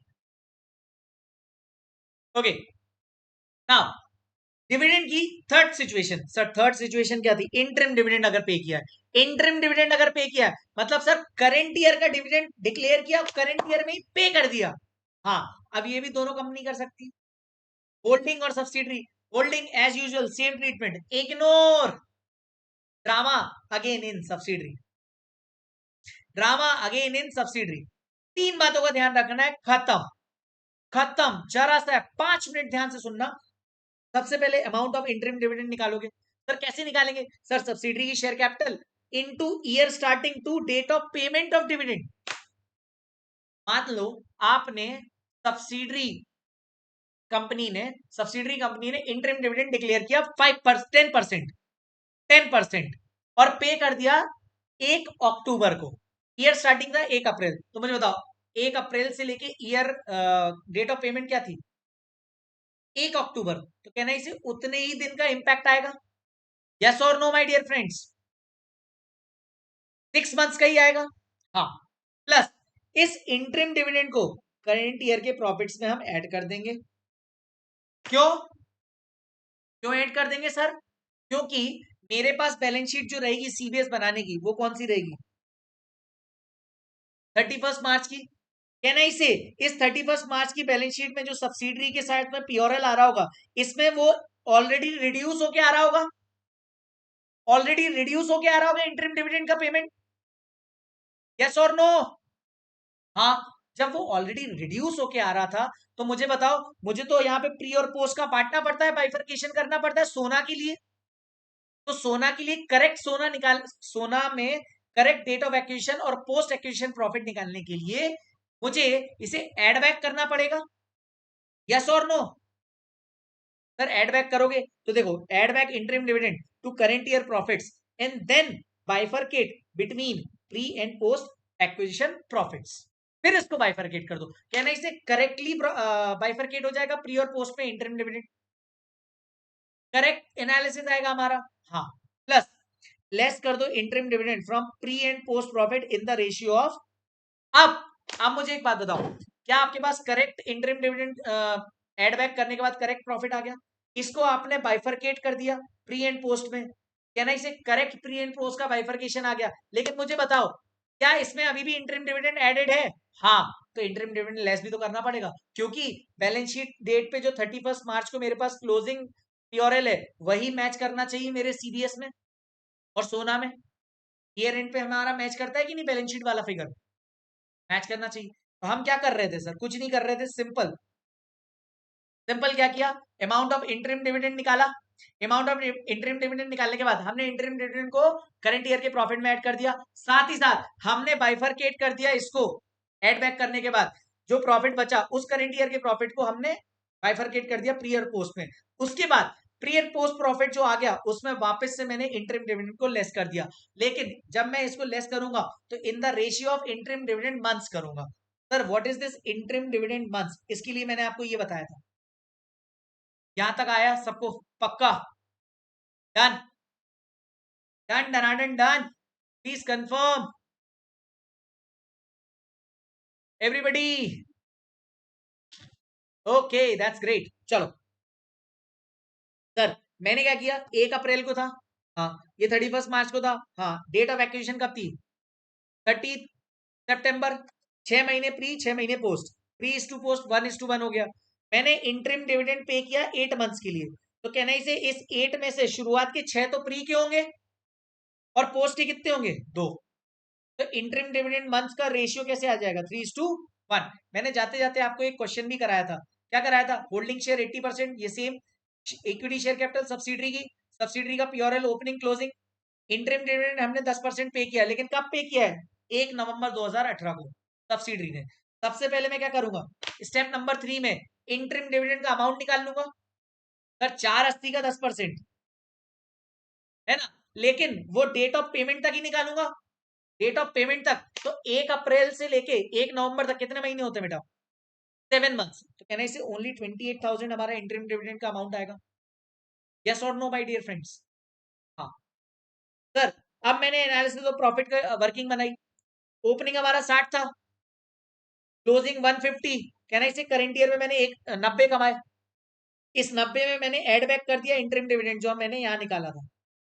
इस 28,000 को ऐड करने के बाद मैंने ये जो टोटल आया ना, इसको 1:1 में बांट दिया प्री एंड पोस्ट में। अब इसमें ऑलरेडी 28,000 तो इंटरिम का है, इस इंटरिम वाले को लेस कर दो। किस रेशियो में लेस करोगे सर? इंटरिम डिविडेंड था तो 7 महीने का, 7 महीने में से 6 महीने प्री के थे और 1 महीना पोस्ट का था। तो कहना इसे माय रेशियो विल बी 6:1। ये याद आ रहा है? और 24,000 मैंने यहां से लेस कर दिए, 4,000 यहां से लेस कर दिए। नाउ 35 और 55 इज माई करेक्ट। 35 प्री और 60,000 मेरा ऑलरेडी प्री का था, तो टोटल 95,000 और पोस्ट आ गया 55,000 का। डन डनाडन डन। पक्का, बहुत क्लियर। इसके बाद मैंने आपको एक एग्जांपल कराया था, ये सबसे मास्टर स्ट्रोक, ये लास्ट ईयर रिवीजन के लिए आप हमेशा रखना एग्जांपल नंबर 11, ये सबसे इंपॉर्टेंट एग्जांपल था। मैंने आपको क्या बोला था, ये सारी चीजें गिवन है। एडजस्टमेंट पे आ जाओ। 80% इक्विटी शेयर्स खरीदे 1 जनवरी 2018 को। बैलेंस शीट कब की? 31 मार्च 2018। कहना इसे 9:3 का रेशियो आ जाएगा प्री पोस्ट का, क्योंकि 1 जनवरी को डेट ऑफ एक्विजिशन है ना? है ना? हाँ। एक डाउट बच्चों को आ सकता है कि सर जो इंटरिम डिविडेंड है वो हम लेस करते हैं मंथ के रेशियो, वो तो ठीक है, लेकिन वापस यहां से यहाँ एड बैक करना भी ठीक है, लेकिन यहां से लेस क्यों कर रहे हैं? बिकॉज बेटा हमारा करेंट, हमारा जो क्लोजिंग है वो तो 1,50,000 ही रहेगा ना। 1,50,000 को हम बांट रहे हैं प्री और पोस्ट में, लेकिन मुझे बताओ जब मैंने प्री और पोस्ट में बांटा तो ये 59 प्लस 59 ये कितना हो गया?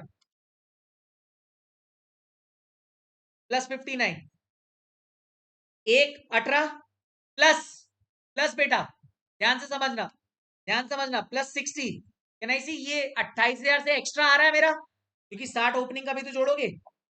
हाँ, तो मुझे इसमें से इंटरिम डिविडेंड जो 28 का है वो लेस करके वापस से 150 पे करेक्ट लाना है। ये मैं ऐड बैक करके लेस क्यों कर रहा हूं? क्योंकि मुझे करेक्ट रेशियो में ऐड बैक करना है और correct ratio pre and post का निकालना है। उस करेक्टेड प्री एंड पोस्ट के रेशियो से इंटरिम डिविडेंड को date of interim dividend months के रेशियो में लेस करना है।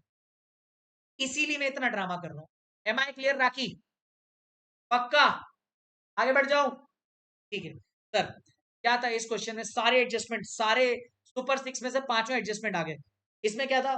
Both company declared dividend at 10% for 17-18। ठीक है, सब्सिडरी ने पे किया dividend at 10% for 16-17, 1/10/2017 which is receive by H but wrongly credited to P and L, है ना?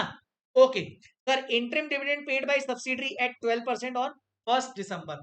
बोल रहा है प्रिपेयर सीबीएस। मुझे बताओ सीबीएस बनानी है? हाँ। कॉस्ट ऑफ इन्वेस्टमेंट गिवन है? हाँ सर। 80% अगर शेयर होल्डिंग पैटर्न, फटाफट से क्विकली रिकॉल करेंगे, बस पूरा क्वेश्चन देखने की जरूरत नहीं है। 80% शेयर होल्डिंग पैटर्न, 20 क्या हो जाएगा? Minority.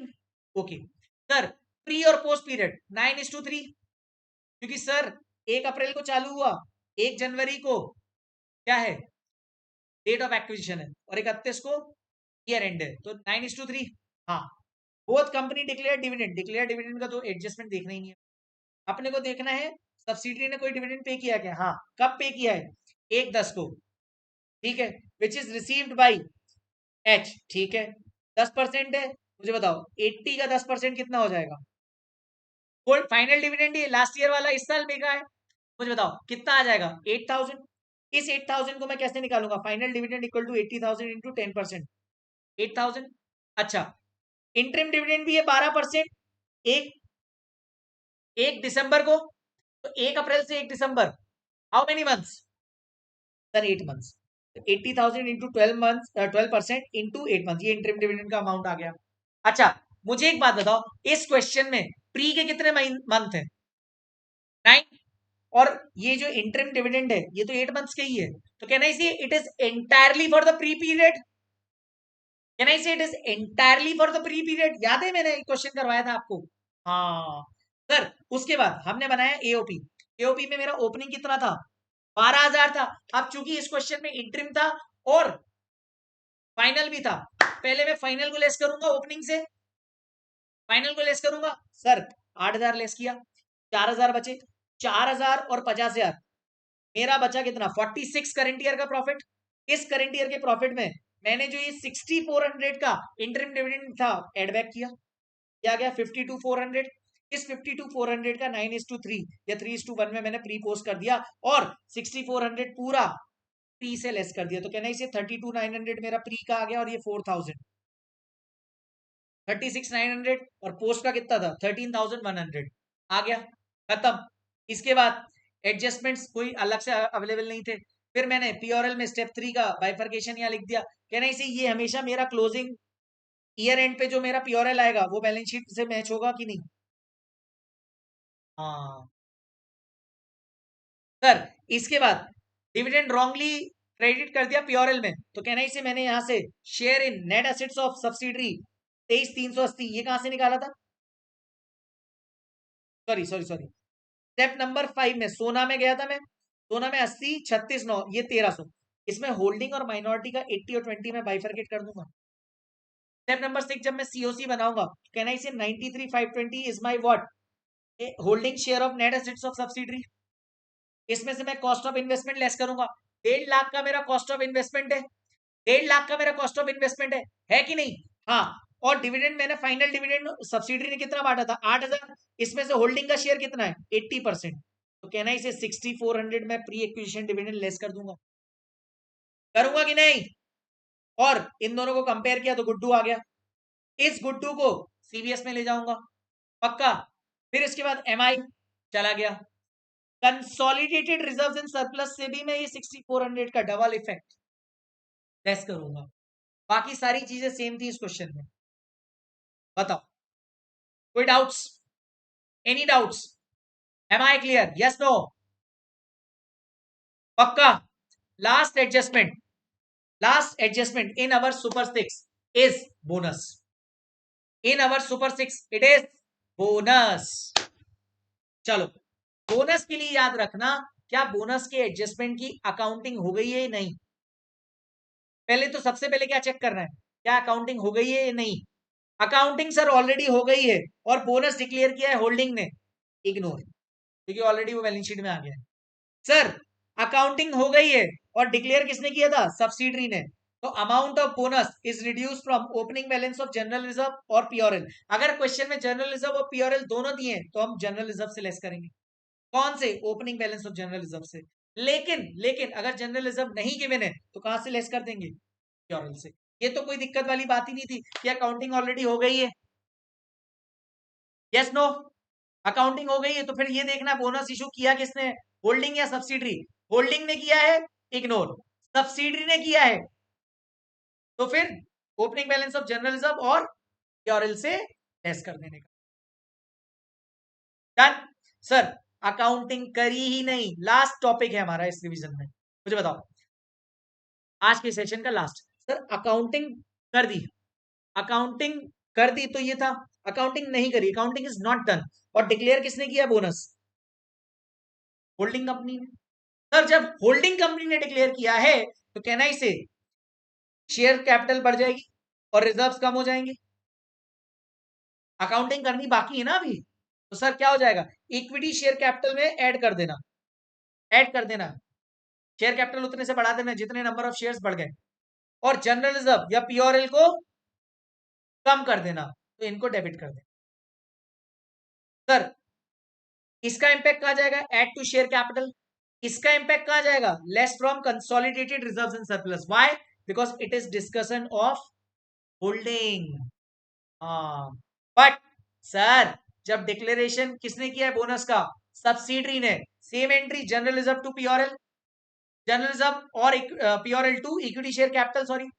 Yes no? Sir again equity share capital subsidiary की बढ़ जाएगी, लेकिन ये कहां बढ़ेगी? सोना ऑफ सब्सिडरी में जाके, स्टेप 5 में। हाँ ये तो स्टेप नंबर 9 में जाएगा, ये स्टेप 5 में जाएगा, क्योंकि सब्सिडरी की शेयर कैपिटल कहां आती है बेटा? कहां पे आती है? स्टेटमेंट ऑफ नेट एसेट्स पे आती है कि नहीं? प्लीज टेल ना चार्टर्ड्स। Done everybody? हाँ। और सर ये जो जनरल रिजर्व या पीओरएल एडजस्ट हो रहा है ये कहां जाएगा? सर ये लेस हो जाएगा प्री प्रॉफिट्स इन सोना, क्योंकि ये डेट ऑफ एक्विजिशन पे ही कंसिडर हो जाएगा। खत्म। So this was the entire thing.